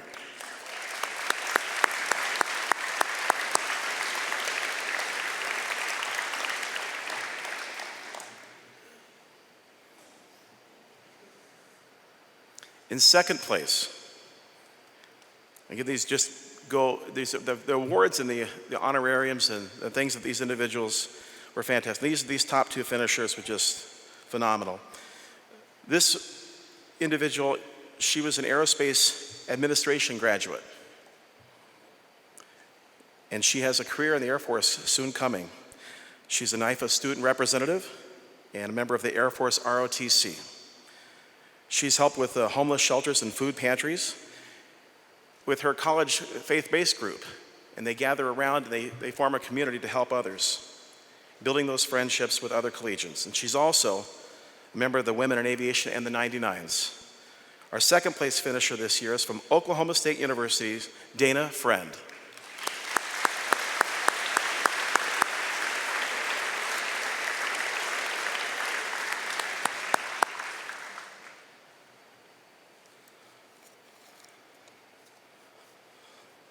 Our first place finisher this year, this one in my mind, when I read through, again, every one of these, I was so impressed.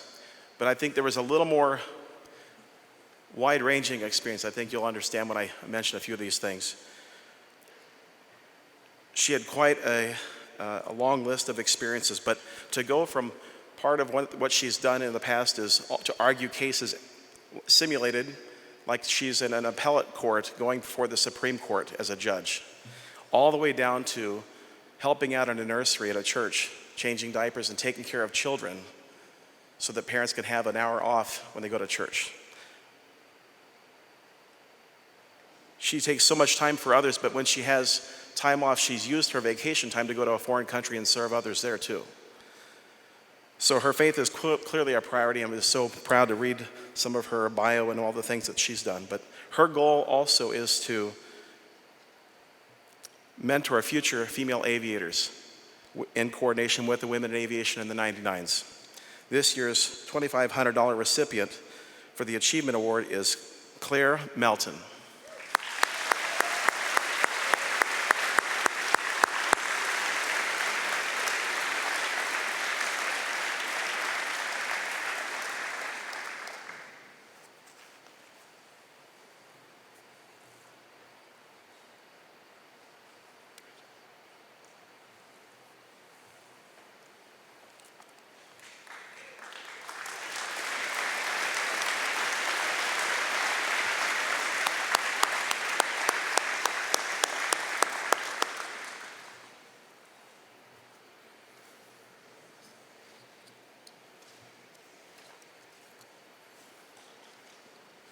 Next, we have the Message Drop event, sponsored by Dynamic Aviation. And presenting this evening is going to be Megan Danis and Parker Nichols, if you would please come forward. In 20th place, we're going to be talking and mentioning the drop master and the pilot. So in 20th place, from Western Michigan University, the drop master is Kyle Albrecht, and the pilot is Carter Peterson. In 19th place, from Auburn University, Andrew Robertson, drop master, and pilot Austin Weld. In 18th place, from Southern Illinois University, Drop Master Derek Kreider and pilot Christoph Skubis. In 17th place, from Metropolitan State University of Denver, the Drop Master is Roxanne Cruz, and pilot is Zoe Hafner. In 16th place, from Western Michigan University, Drop Master Antonio Serra and pilot Jessica Bernin. In 15th place, from Bridgewater State University, Drop Master Andrew Vitello and pilot Johan Ortiz. In 14th place, from California Aeronautical University, Drop Master Matthew Waldman and pilot Nathan Johnston. In 13th place, from Embry-Riddle Aeronautical University, Daytona, Drop Master Grace Morris, pilot Charles Brewer. In 12th place, from the United States Air Force Academy, Drop Master Taylor Edwards and pilot Jacob James. In 11th place, from Embry-Riddle Aeronautical University, Daytona, Drop Master Garrett Cope and pilot Grace Morris. Then if you would come up again for 10th place, from Minnesota State University, Mankato, the Drop Master is Colton Grimm, pilot Jacob Barger. In 9th place, from Southern Illinois University, Drop Master Visios Georges, pilot Dane Snodgrass.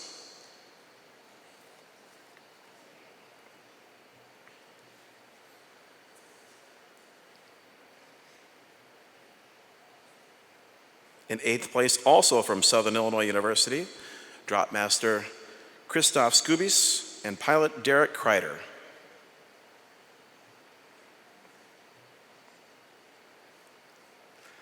In 7th place, from Kent State University, Drop Master Nicholas Krentz, pilot Jeff McCabe.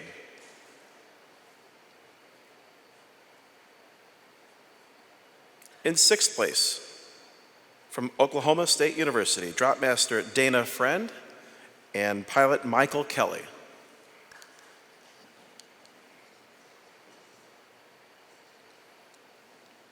In 5th place this year, in the message drop competition, from Embry-Riddle Aeronautical University, Daytona, Drop Master Riley Weathersby and pilot James Boone.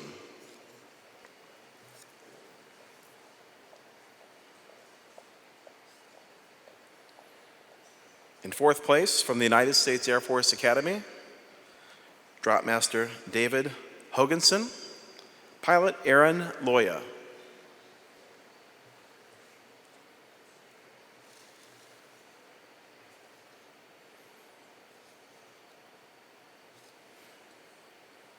In 3rd place, from Embry-Riddle Aeronautical University, Daytona, the Drop Master Jacob Sparks and pilot Emma Kirchenheffer.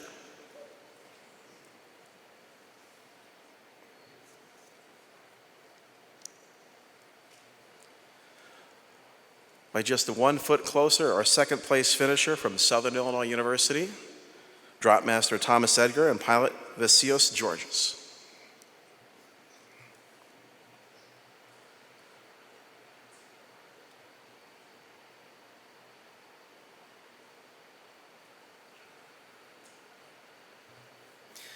And winning this year's message drop event competition, with a total score of just 34 feet between the two barrels,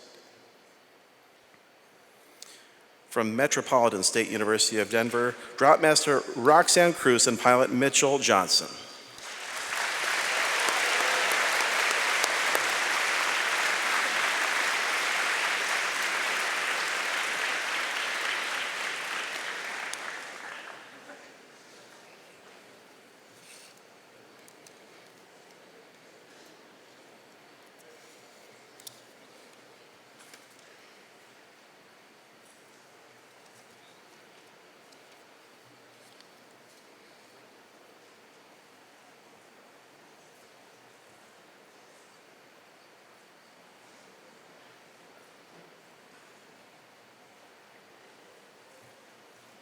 Congratulations all.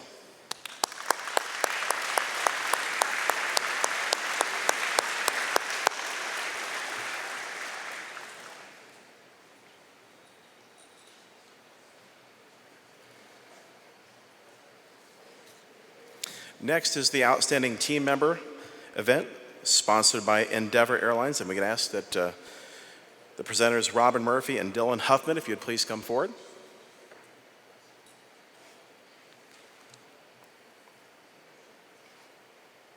We'd like to ask all the recipients to please come forward as we call your name. From Ames Community College, Patrick Gronwaller.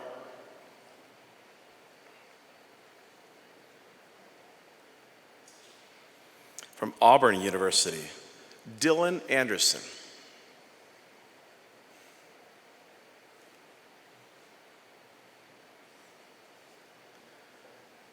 From Averett University, Blake Ellison.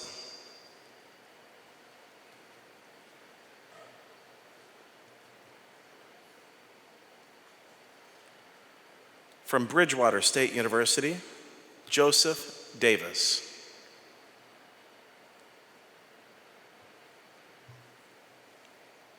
From California Aeronautical University, Aiden Albers.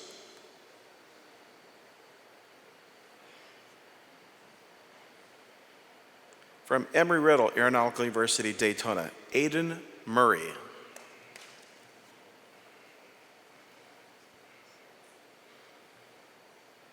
From the Embry-Riddle Aeronautical University at Prescott, Zachary Sarnoza.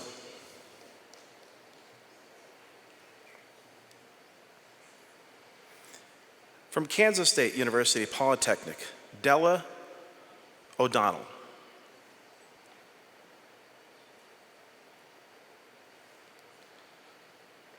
From Kent State University, Caleb Seymour.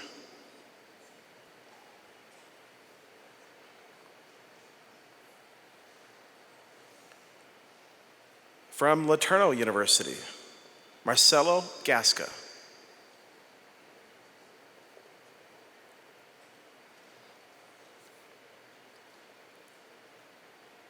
From Lewis University, Jenna Cipriani.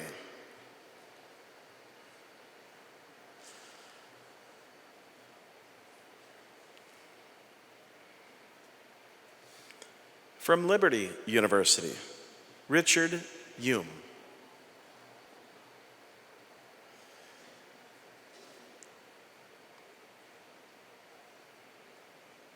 From Louisiana Tech University, Zachary Kelly.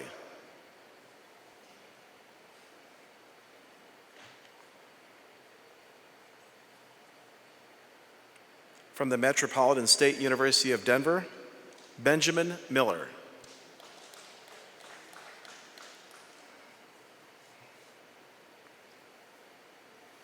From the Minnesota State University of Mankato, Nicholas Kleppinger.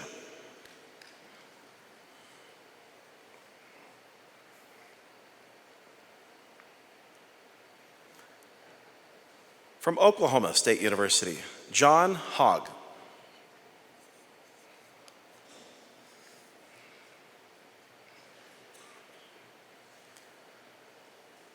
From Polk State College, Ryan Main.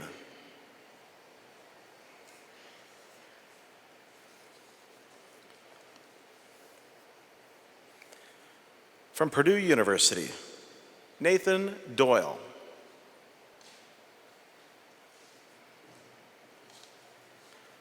From San Jose State University, Jacob Bendick.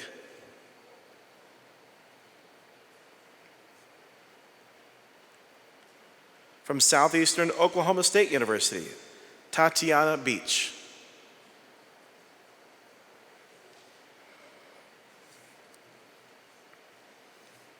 From Southern Illinois University, Dane Snodgrass.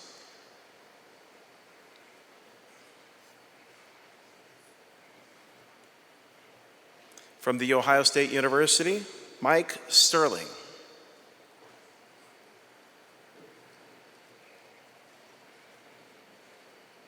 From the United States Air Force Academy, Nathaniel Rexroad.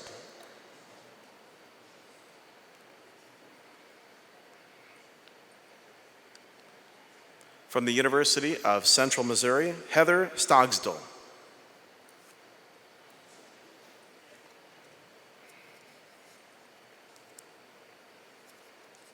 From the University of Nebraska, Omaha, Hunter Person.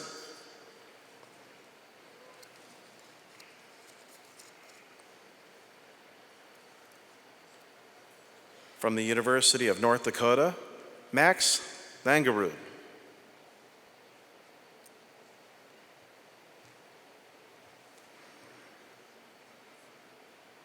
From Utah State University, Jared Barris.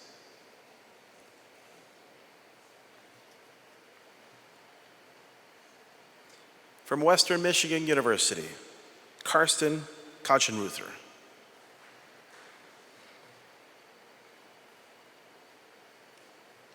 And the final outstanding team member this year from Ohio University, Cole Fav.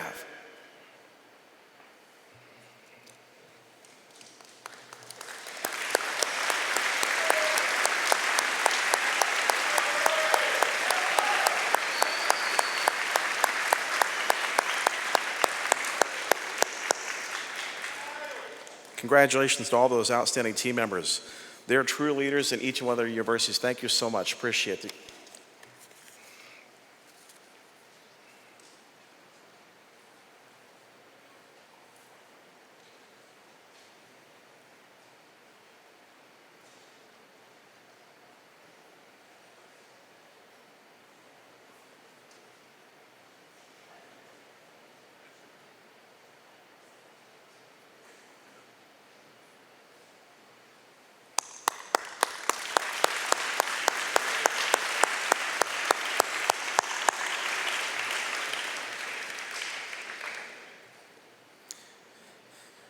Our next event, the Power Off Landing event, sponsored by Piper Aircraft. And we could have our presenter, Carly Schuker, if you would please come forward.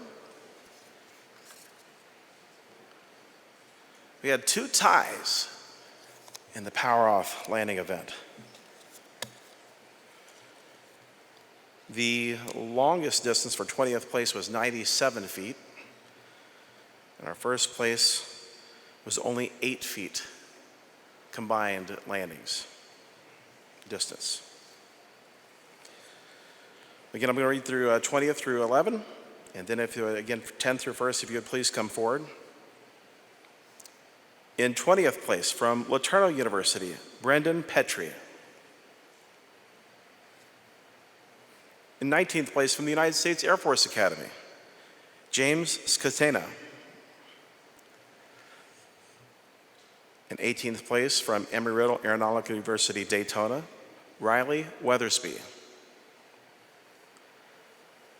A tie for 16th place. Both of them from the same university, so they have no bragging rights among each other. So, both of them from Kansas State University, Zachary Wood and Joseph Murdoch. No bragging rights there. In 15th place, from The Ohio State University, Mike Sterling. In 14th place, from the University of Nebraska, Omaha, Hunter Person.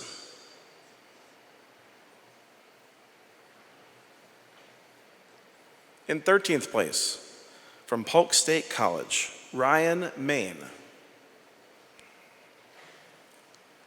In 12th place, from The Ohio State University, Dominic Parenti.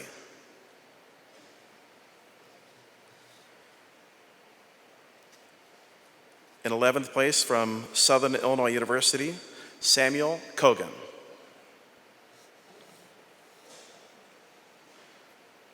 Again, if in 10th place, if you would please come forward. I know it's quite a journey from some of these tables. In 10th place, from Embry-Riddle Aeronautical University, Prescott Hayden Morris.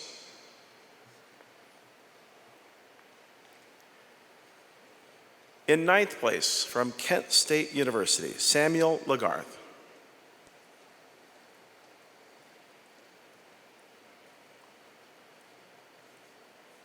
In 8th place, from Southern Illinois University, Dane Snodgrass.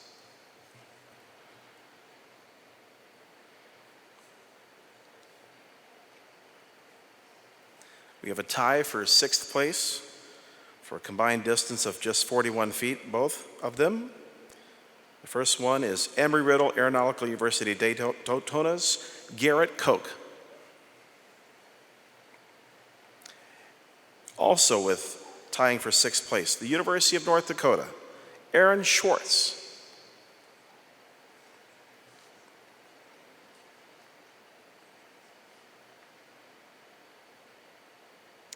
For our Power Off landing event, the top 5. In 5th place, Western Michigan University, Nicholas Oldhausen.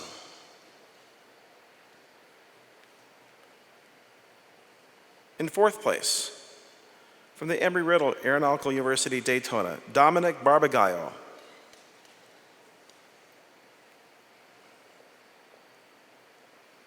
In 3rd place, from The Ohio State University, Chris Dew.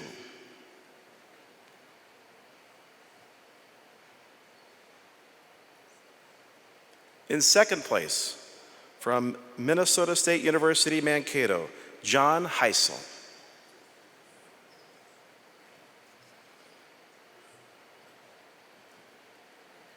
And again with the combined score to capture 1st place in the Power Off landing event with just 8 combined total feet penalty points.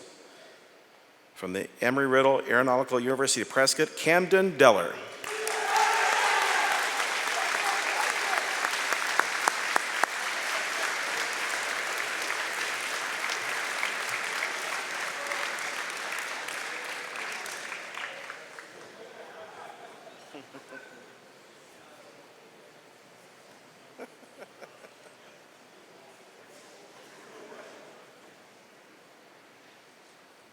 Congratulations.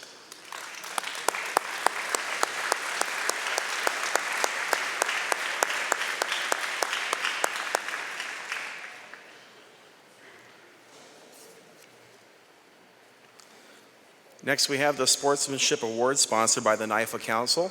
And presenting this evening is NIFA Council member Emily Coker. If you please come forward. Some great sportsmanship among all the teams. If there's any help needed on the ramp, it seemed like every university was helping each other out.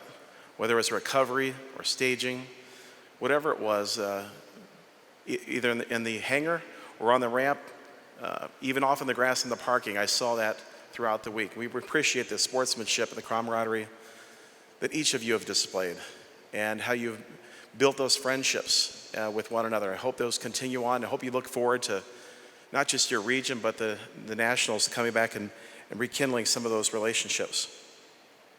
But this year's award,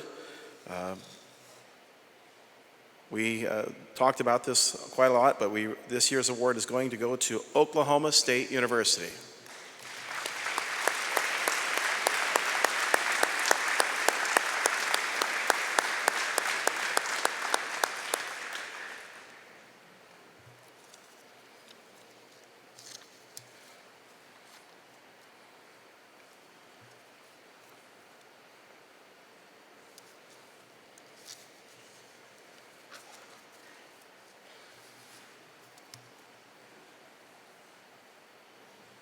Congratulations to Oklahoma State University.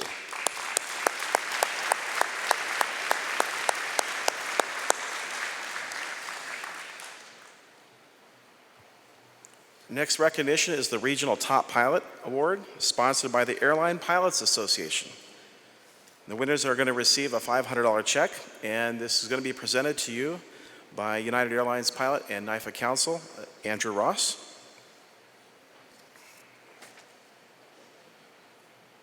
So each of your regions, if you would please come forward once your name is called, we'd appreciate that.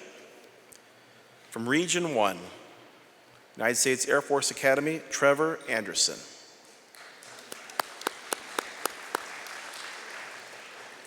From Region 2,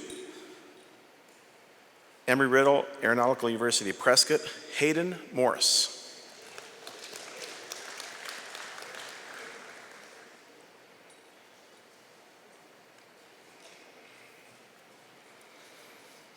From Region 3, Western Michigan University's Kyle Albrecht.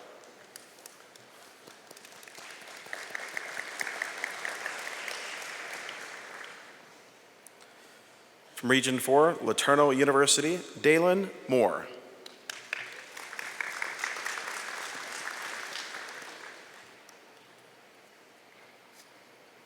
From Region 6, University of North Dakota, Jebediah Sessenbach.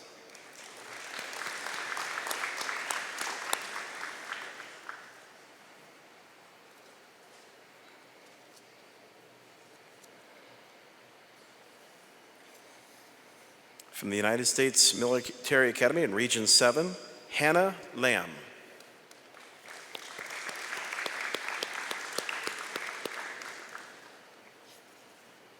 In Region 8 from Southern Illinois University, Dane Snodgrass.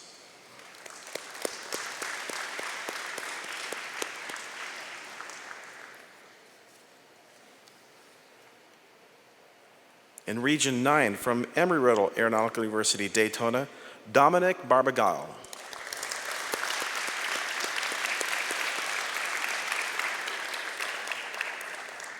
Rounding up our regional top pilot awards from Region 10, Averett University, Blake Ellison.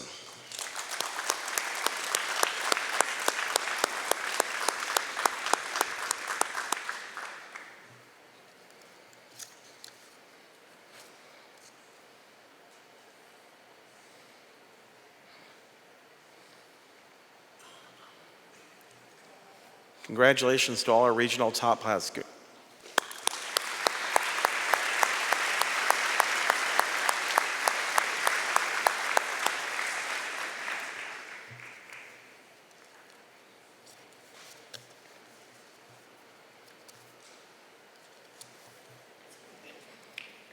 Next, we have the short field landing event. This is sponsored by Republic Airways. And presenting this evening is going to be NIFA Judge Rebecca Spear, if you would please.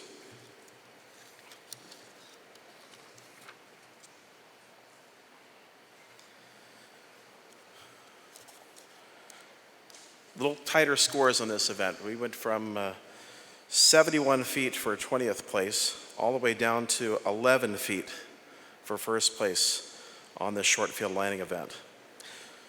Starting in 20th from the United States Air Force Academy, Caden Stein. In 19th place from the Embry-Riddle Aeronautical University, Daytona, Jacob Sparks. In 18th place from Southern Illinois University, Thomas Edgar.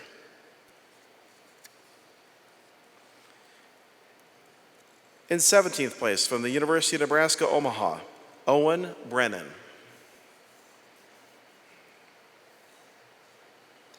We have a tie for 15th place. First off, from Averett University, Ricardo Roman Flores. And tying with that individual, from Southern Illinois University, Christoph Skubis. In 14th place, from Embry-Riddle Aeronautical University, Prescott, Gabriel Witt. Also from the Embry-Riddle Aeronautical University, Prescott, in 13th place, Kenrick Vale. In 12th place, from the Ohio State University, Chris Dew.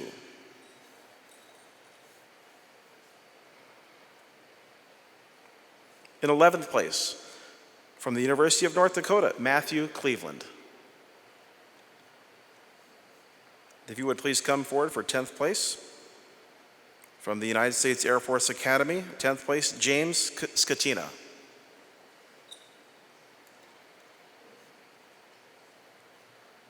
In 9th place, from Western Michigan University, Evan Hoyle.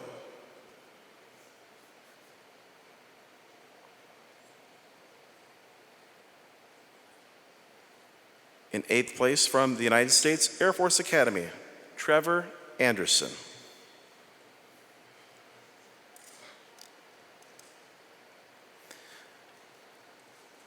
We have a tie for 6th place. Our tie for sixth place, the first one is University of Nebraska Omaha's Jonathan Corey.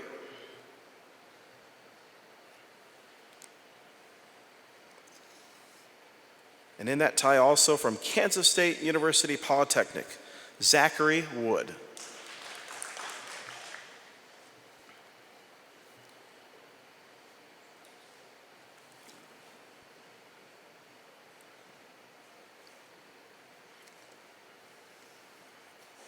In fifth place, in the short field landing competition from LeTourneau University, Brendan Petrie.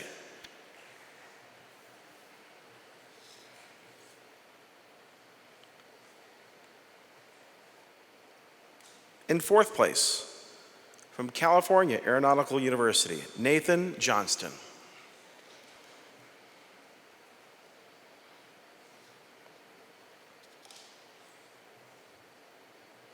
In third place, from Embry-Riddle Aeronautical University, Prescott, George Fiskew.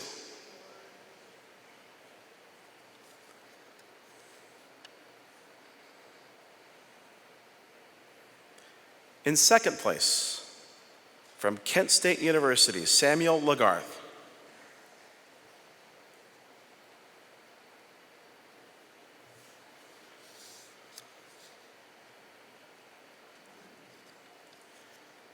And separating him from the winner of this year's short field landing event by only 2 feet,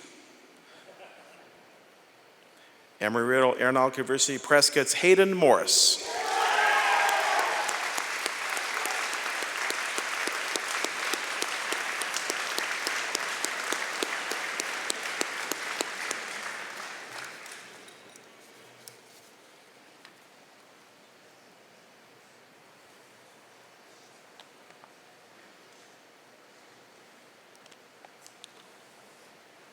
Congratulations once again.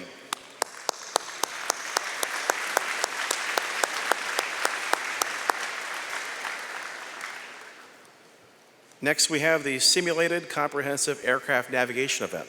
And this is sponsored by the National Association of Flight Instructors, and NAFI board member himself, Sean Elliott, is going to be presenting this evening.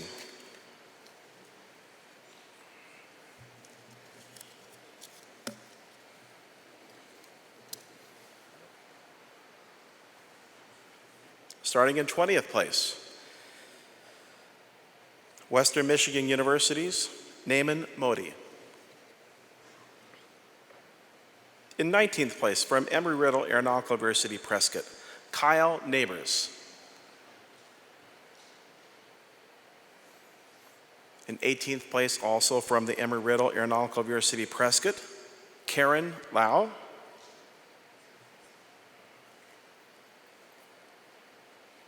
In 17th place, from Embry-Riddle Aeronautical University, Prescott, David Blunt.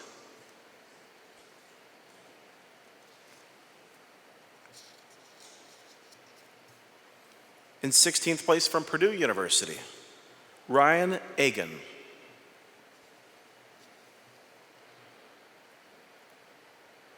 In 15th place, from Auburn University, Riley Kalau.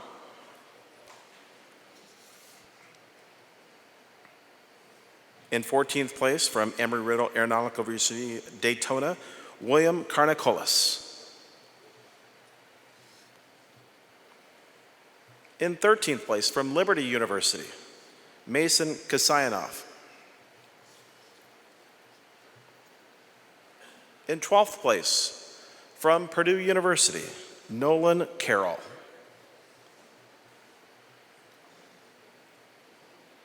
In 11th place, from Southern Illinois University, Thomas Edgar.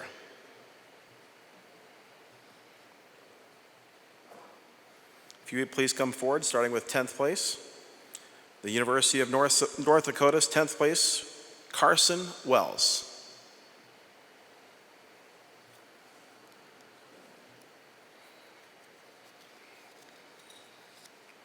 In 9th place, from the University of North Dakota, Jebediah Sessenbach.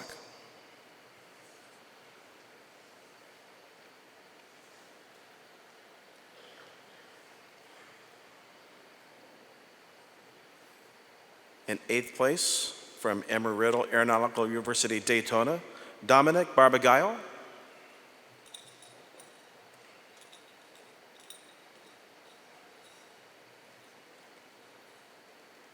In 7th place, from The Ohio State University, Zachary Hahn.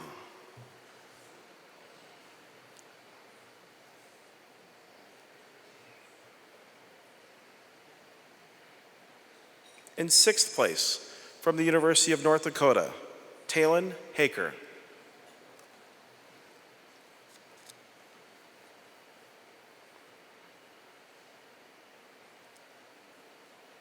And in the simulated comprehensive aircraft navigation event, 5th place goes to Southern Illinois University's Wendy Elliott.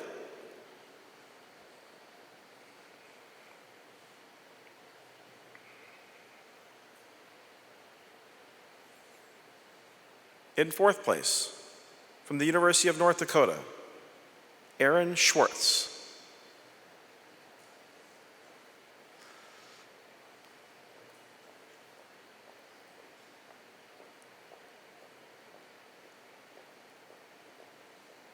In 3rd place, from Embry-Riddle Aeronautical University, Prescott, Ethan Mikan.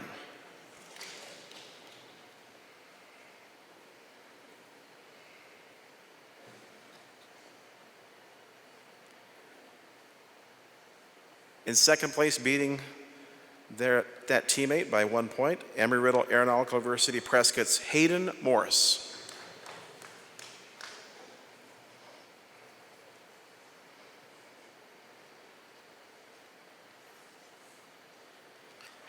This year's champion of the simulated comprehensive aircraft navigation event with a tie score with that individual, but beating them by 50 seconds, Western Michigan University's Kyle Albrecht.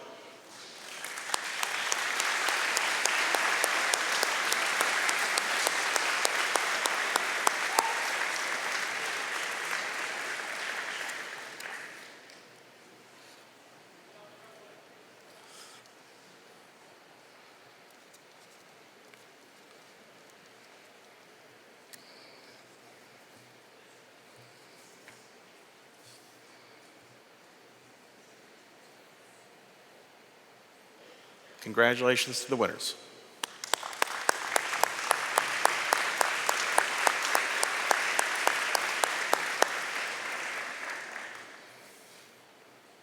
Next up, we're going to have the traditional navigation event, followed by, we're going to change the order up just a little bit for a break, followed by the Hemp Hill Award, and then followed by the Unlimited Navigation event.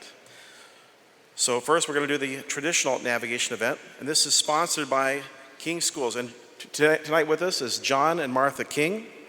First place finishers get $1,250 for a pilot and observer each, and each of them get a lifetime access to all the 115 school courses valued at $18,000 by the King Schools. Give it up for the King family.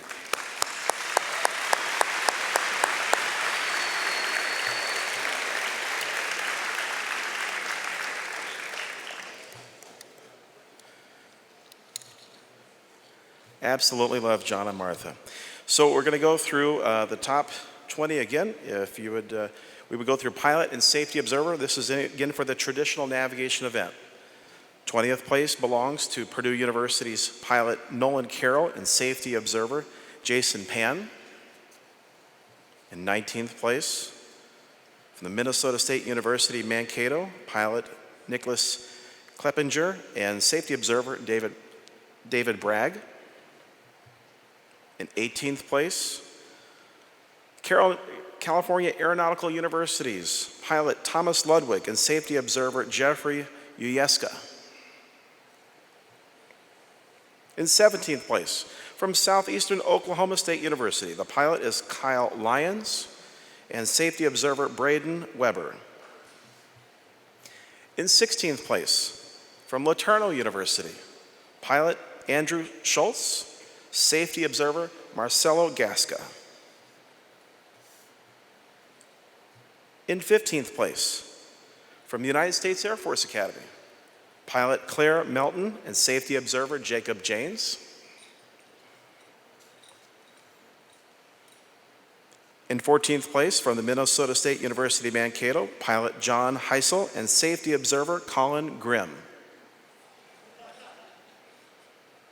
Colton, excuse me. I'm trying, boys and girls. 13th place, from the Kansas State University Polytechnic, pilot Michael Einwick, safety observer Zachary Wood. In 12th place, from the United States Air Force Academy, pilot Nathaniel Rexroad, safety observer Aaron Loya. In 11th place, from The Ohio State University, pilot Isabella Wilson, safety observer Matthew Foote. Then 10th place, from our traditional navigation event, if you'll please come forward, Embry-Riddle Aeronautical University Daytona's pilot Connor Saveda and safety observer Aiden Murray.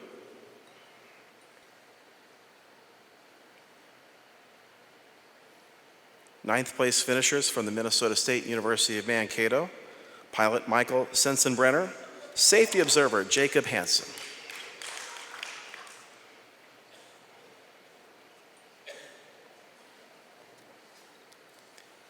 In 8th place, from LeTourneau University, pilot Alondra Lopez and safety observer Bryn Reichsteiner.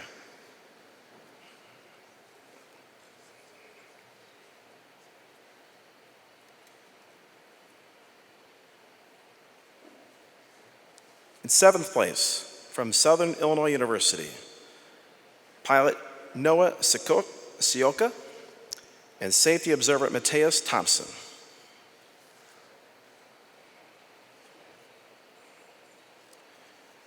Beating their teammates out for 6th place, also from Southern Illinois University, pilot Wendy Elliott, safety observer Samuel Kogan.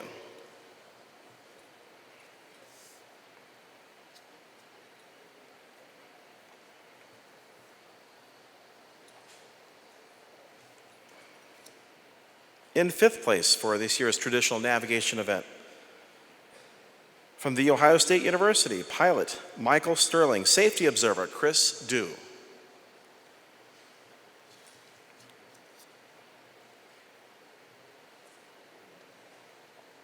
In 4th place, from the Southern Illinois University, pilot Christoph Skubis, safety observer Derek Kreider.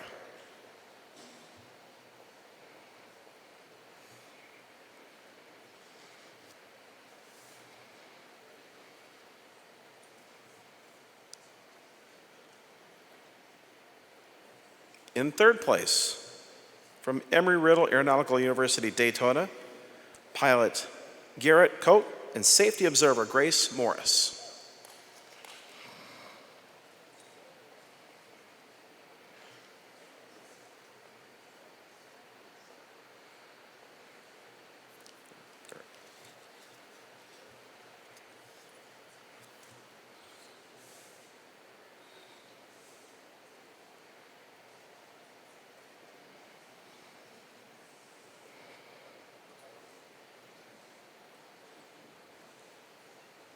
In 2nd place in the traditional navigation event, from The Ohio State University, pilot Dominic Parenti, safety observer Noah Patton.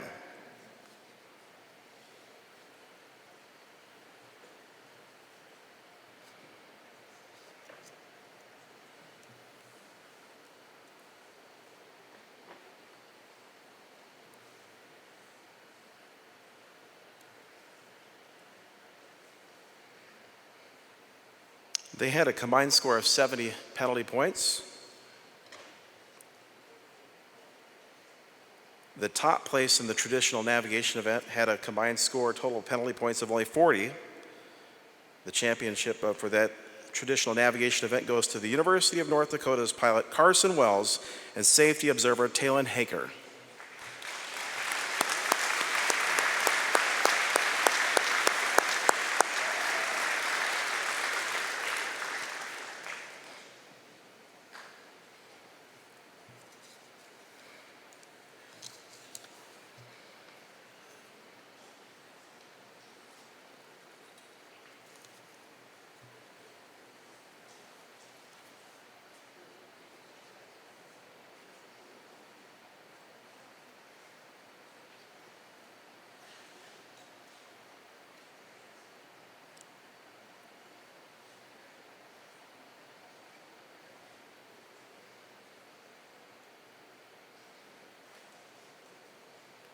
Congratulations.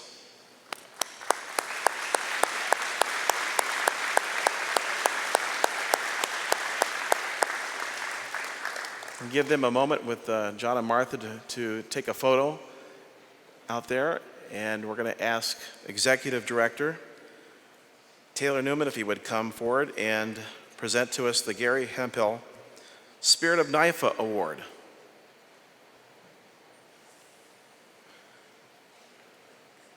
When I was a young competitor and as a assistant coach and a head coach back in 93, 94, 95, and 96, I got to know Gary.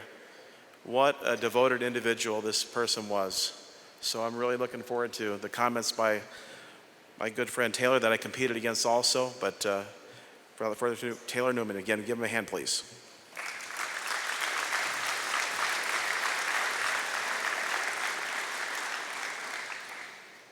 Before I get to Gary, one thing I neglected to say, as the Kings hand out some cash equivalents and things like that, there's about $150,000 worth of prize money, we'll call it, whatever, gift certificates, lifetime learning that's been distributed out to students tonight, including the $5,000 for the Gary Hemphill Spirit of NIFA Award. Gary, I started in the same time as Steve, 93, 4, 5. Enjoyed our time. Got to know this guy that was at Delta State named Gary Hemphill. Gary Hemphill began his career, or his involvement with NIFA in 1978 as a student in Region 4. Was an advisor for Northwest Louisiana University, the Region 4 regional rep.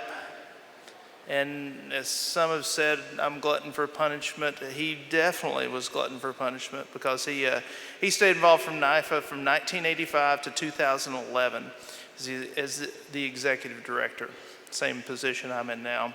While chairing part of that time as the department chair at Delta State, a professor, and the flight team advisor. During his tenure, for those that are reasonably new to the room, NIFA would not be here today without Gary Hemphill. Gary Hemphill kept a record of records. Always NIFA, always had things going on, always projects to better the organization. His leadership made it what it is, that I was able to step in, and a wonderful spot to step in with by his guidance. Marty Coker and I made a trip to a locker he had that's now in my, storage locker, a pretty good sized storage locker that he had in Monroe, Louisiana years ago, and 6 years ago, something like that. And records of this organization that had been passed down to him. He had kept them. We've now scanned a tremendous amount of those to digitize them, but just a lot of stuff. The traveling trophy, most of you may have a champion spark plug. The traveling national championship trophy was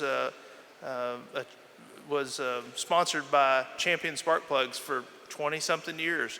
Through the 70s, it's now resident in my office there and needs a better home, but we'll make that better home happen. But a lot of history he collected, and he kept.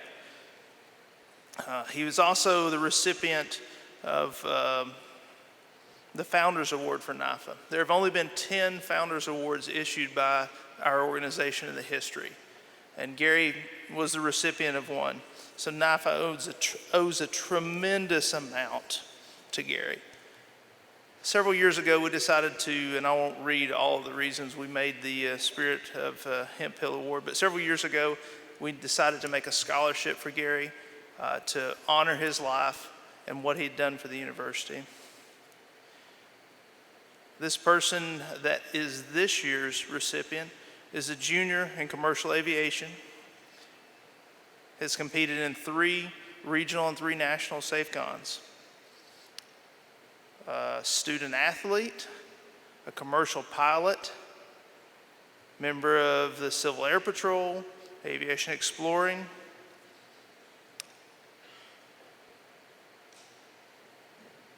She is what we look for by the Spirit of NIFA.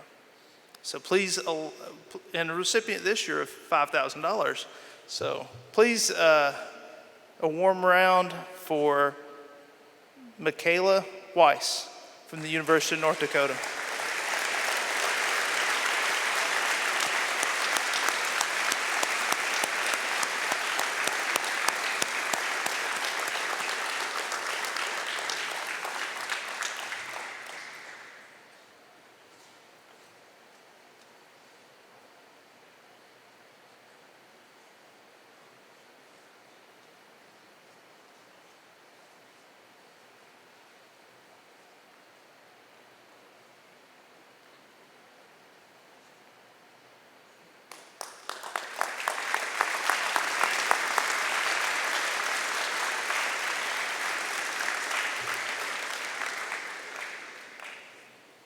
We'll continue on with the Unlimited Navigation event, sponsored again by the King Schools.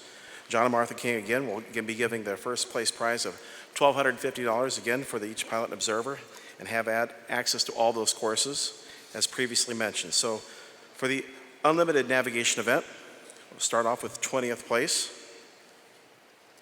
The combined score of just 50 points from Lewis University, pilot Fabian Bartos and safety observer Jenner Cipriani. In 19th place, from Embry-Riddle Aeronautical University, Daytona, pilot Dominic Barbagallo and safety observer Connor Fott. There's a tie for 17th place. In 17th place, from Purdue University, pilot Allison Bewenga, safety observer Matthew Chu. 17th place, that tie also goes to Auburn University's pilot Luke Russo and safety observer Robert Barlow. In 16th place, from Louisiana Tech University, pilot Caleb Fortes and safety observer Will Pluto. In 15th place, from Lewis University, pilot Jacob Engelking and safety observer Lorenzo Diaz. 14th place, Purdue University's pilot Nathan Doyle and safety observer Raj Patel. 13th place belongs to Kent State University's pilot Takashi Kuno and safety observer Andrew McKinley.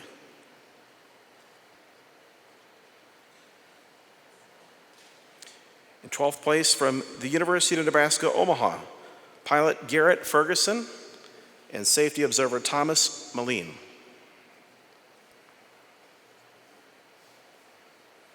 In 11th place, from the Embry-Riddle Aeronautical University, Prescott, pilot Hayden Morris, safety observer Camden Deller. If you would please come forward, 10th place, with just a total score of 9.13. It's gonna be tough, boys, girls. 10th place, Embry-Riddle Aeronautical University, Prescott, pilot Gabriel Witt, safety observer George Fiskew. In 9th place, from the University of Nebraska, Omaha, pilot David Wellnitz, safety observer Hunter Person.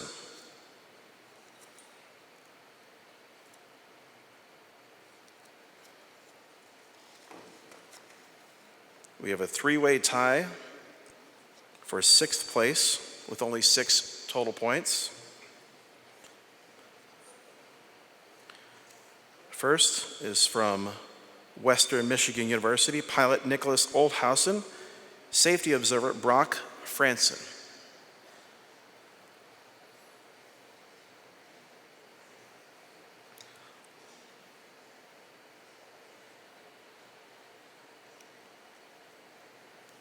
Also in 6th place, University of North Dakota, pilot Max Langerud, safety observer Caroline Kelly.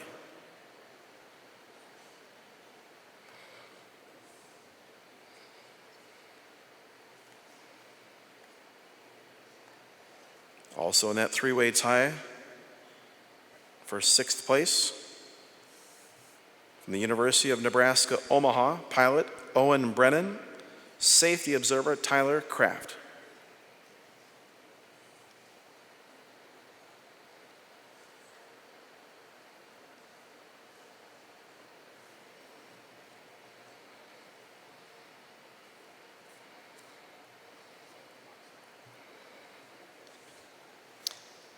A tie for 4th place with only 4, a combined score of just 4 penalty points. The tie for 4th place, first recognized from the University of North Dakota, pilot Jebediah Sessenbach and safety observer Nathaniel Dietz.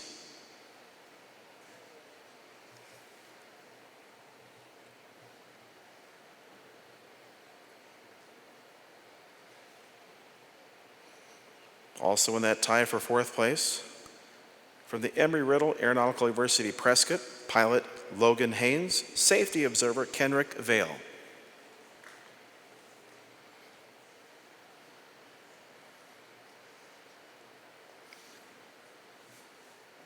I know our executive director is going to have a fun time at this one because we have a three-way tie for 1st place.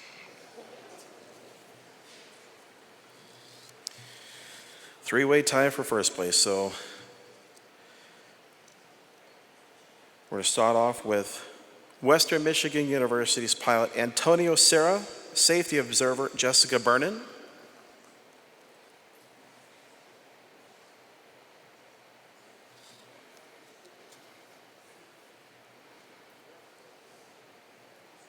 Also from Western Michigan University, pilot Kyle Albrecht and safety observer Carter Peterson.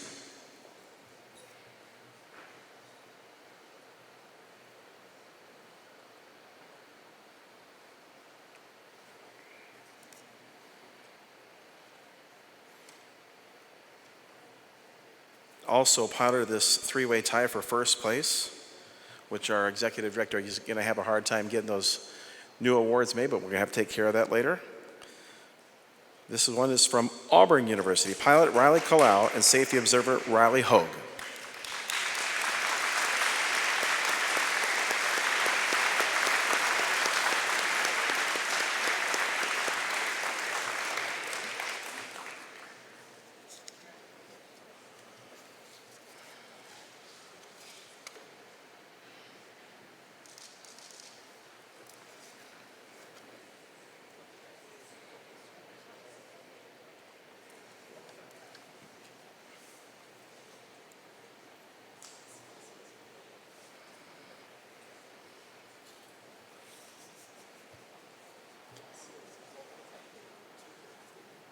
Again, congratulations in the unlimited navigation event.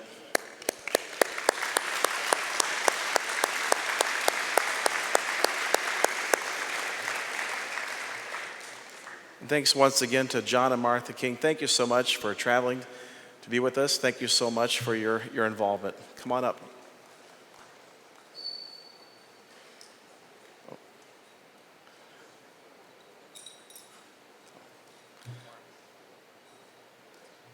Did you have something you wanted to say?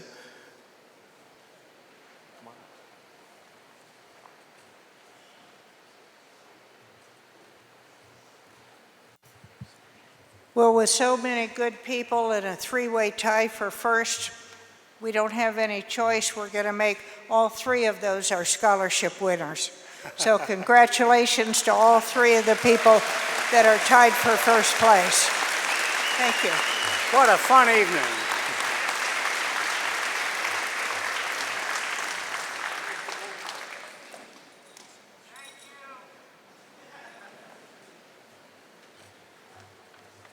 I love getting to see them. They're so much fun.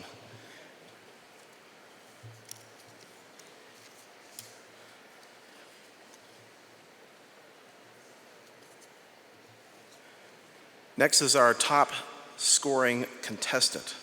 This is sponsored by the pilots of FedEx. And presenting this year's award is going to be NIFA judge David Edmonds.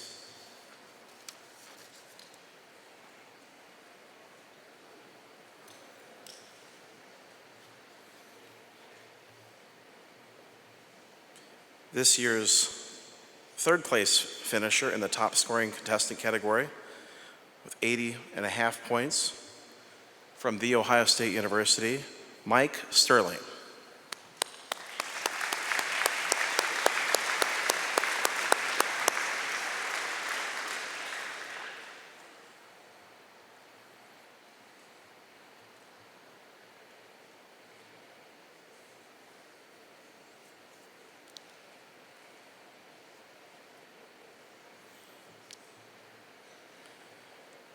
In second place, 86 points, the top scoring contestant goes to the University of North Dakota's Jebediah Sessenbach.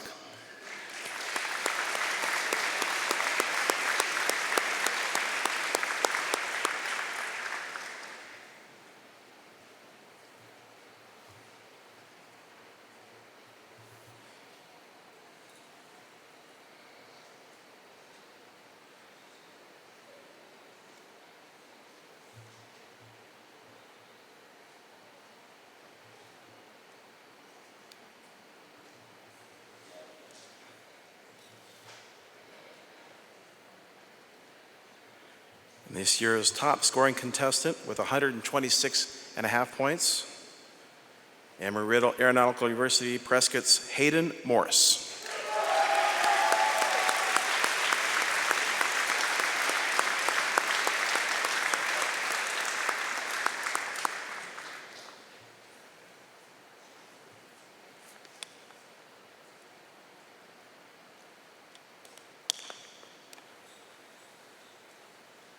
Congratulations, all three.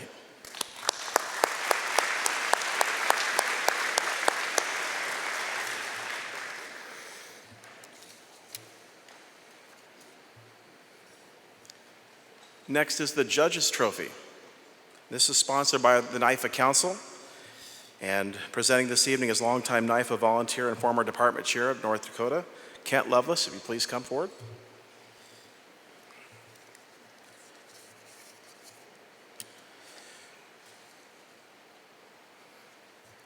For the Judges Trophy in the 2023 SAFECON, in third place, from Southern Illinois University. Will your captain come forward, please?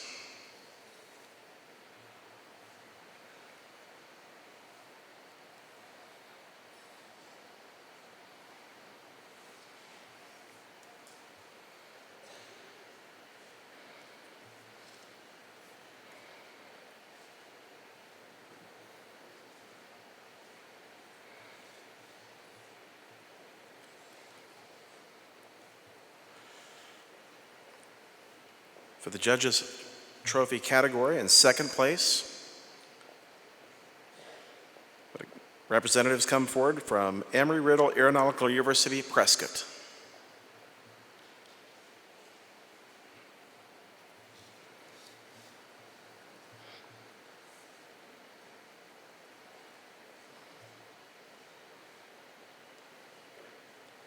The first place recipient of the Judges Trophy, we have the representatives come forward from the University of North Dakota.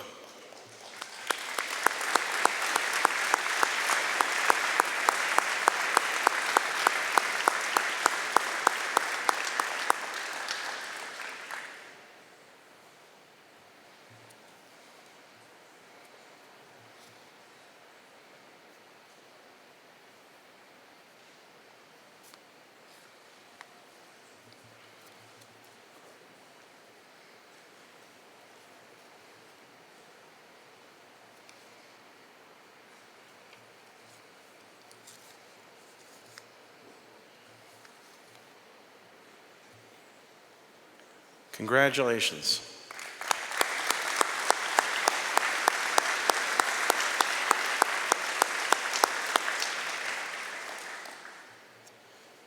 Next is our National Top Pilot, sponsored by the Airline Pilots Association, and the winner receives a $1,000 check, and this is going to be presented by United Airlines pilot and NIFA counsel, Andrew Ross.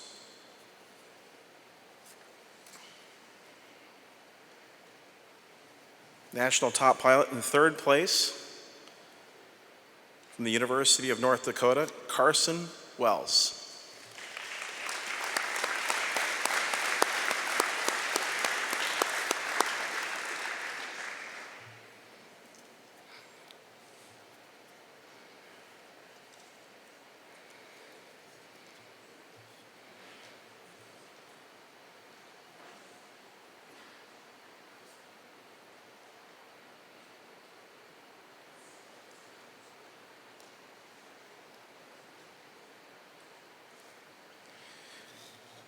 National top pilot in second place from Western Michigan University, Kyle Albrecht.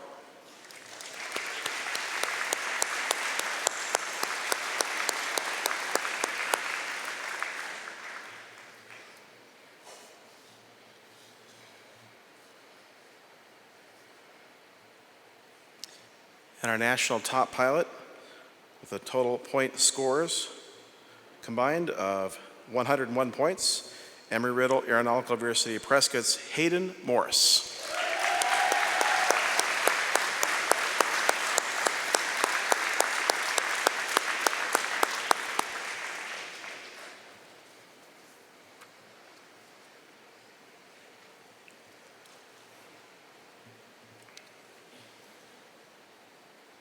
Congratulations.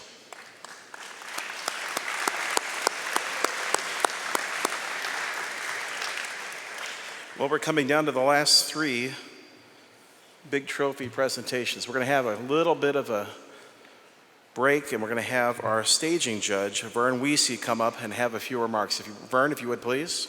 Let's give it up for Vern Wiese.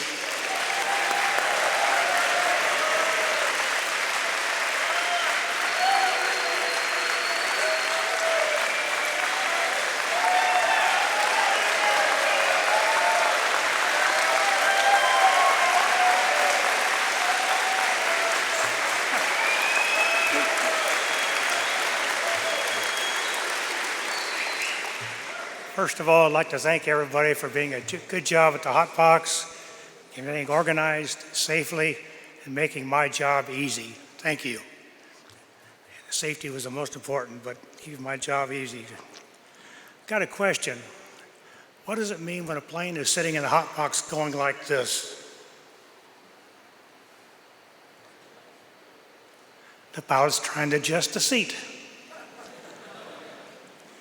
A couple of people have asked me what Vern Street down there where the planes are parked, what that means.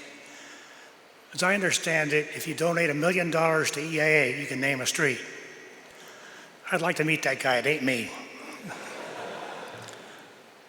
One of my first cross countries, my instructor and I stopped at an airport in Mississippi. Got our fuel, but that airport did not have line boys. It had line girls in pink hot pants. We got back in the plane. I fired up. The plane would not move. I forgot to pull the chocks. My instructor disappeared in a Cessna 150. He dived down underneath the console. Didn't want to be seen with a doker like me. Okay, thanks a lot. Appreciate it.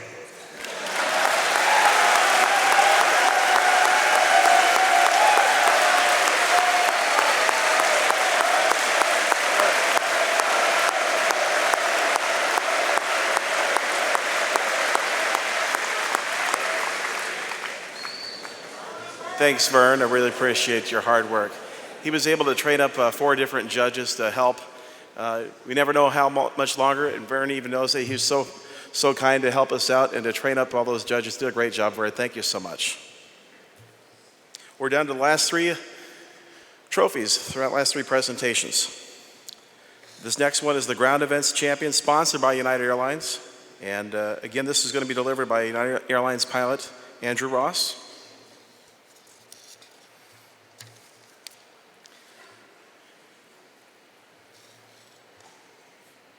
The Ground Events Championship, starting in 3rd place. The team representatives come up in 3rd place with 137 points and half points, Western Michigan University.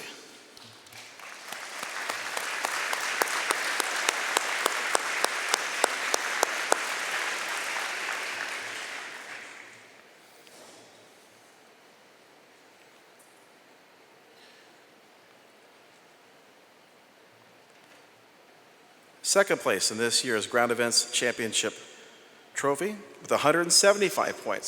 Second place goes to Embry-Riddle Aeronautical University Prescott.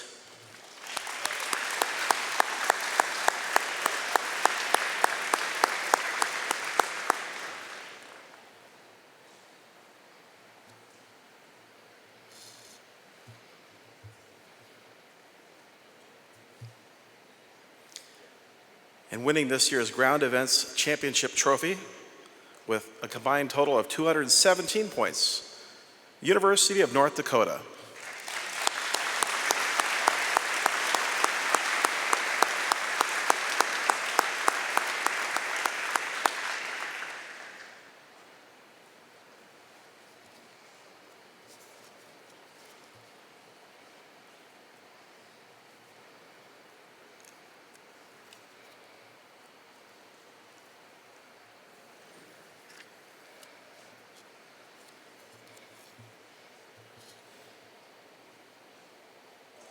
Congratulations.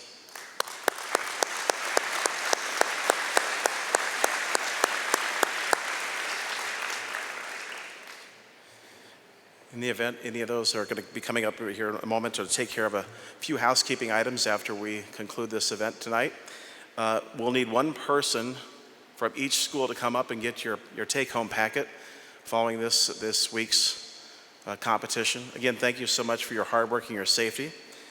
So again, one representative from each school come up, and Cameron will be able to help us with that. Next is the Flight Events Championship Trophy. And this is sponsored by Southwest Airlines. My chief pilot from Chicago, Nick Caulfield, is going to come forward for that presentation.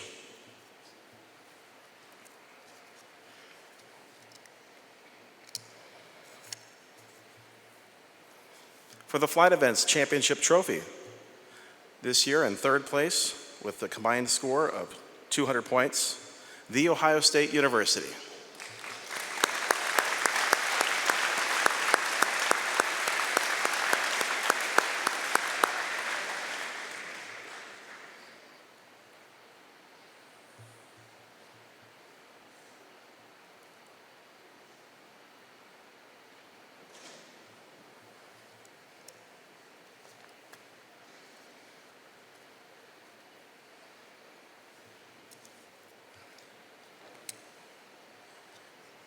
Beating them by just 5 points for second place. The Flight Events Championship second place goes to Southern Illinois University.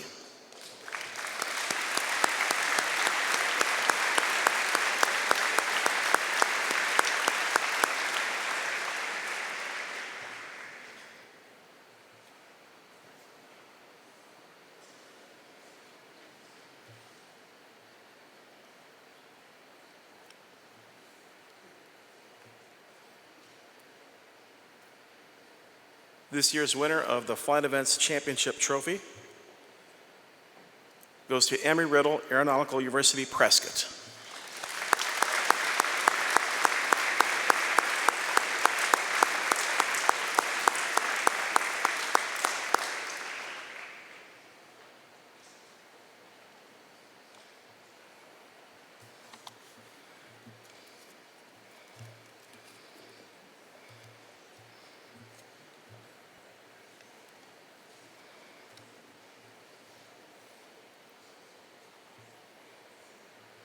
Congratulations.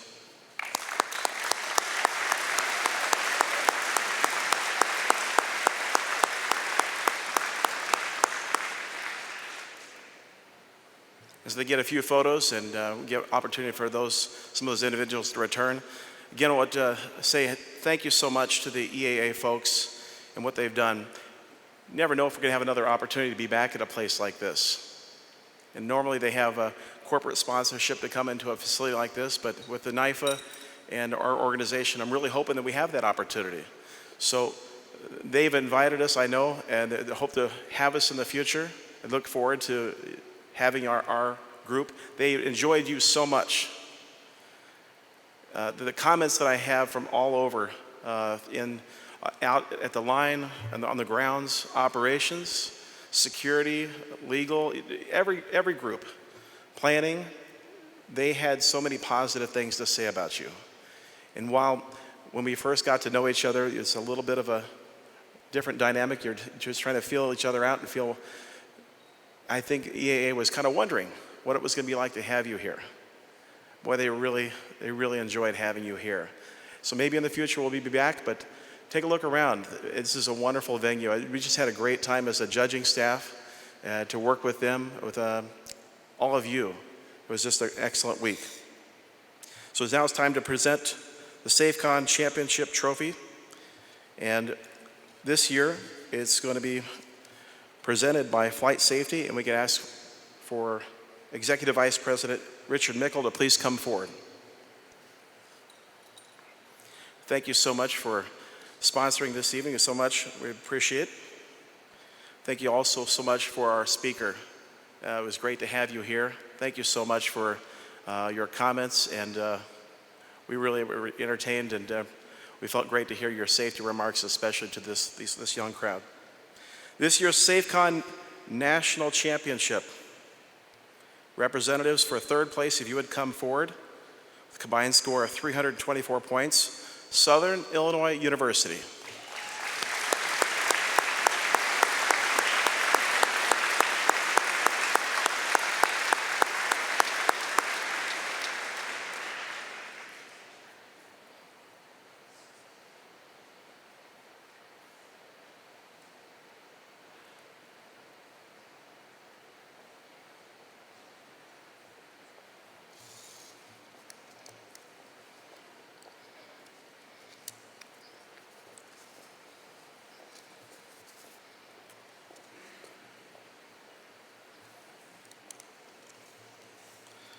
Second place this year for the SAFECON Championship Trophy with a combined score of 398 points. Second place goes to University of North Dakota.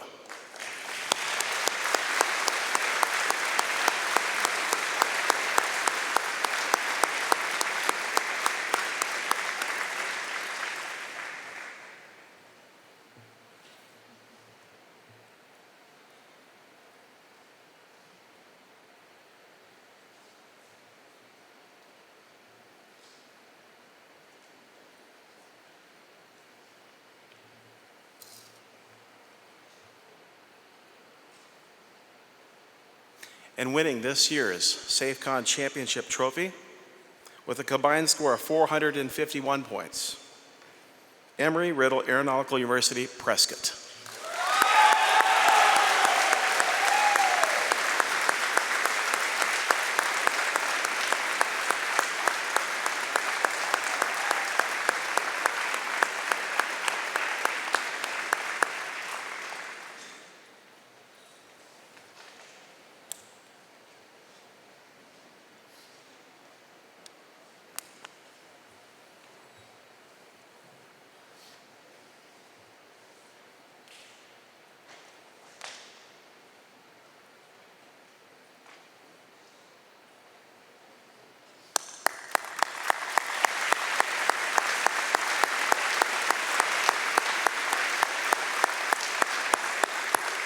Thank you, Richard. Appreciate it. Thank you. As they go out to get a few photos, we'll say some closing remarks before, so they can get some photos and come back here. This event doesn't end until you get home safe. That's the only reason I come here, is to see that you operate safely, that you get home safely. Again, have a team representative come up to get your packet.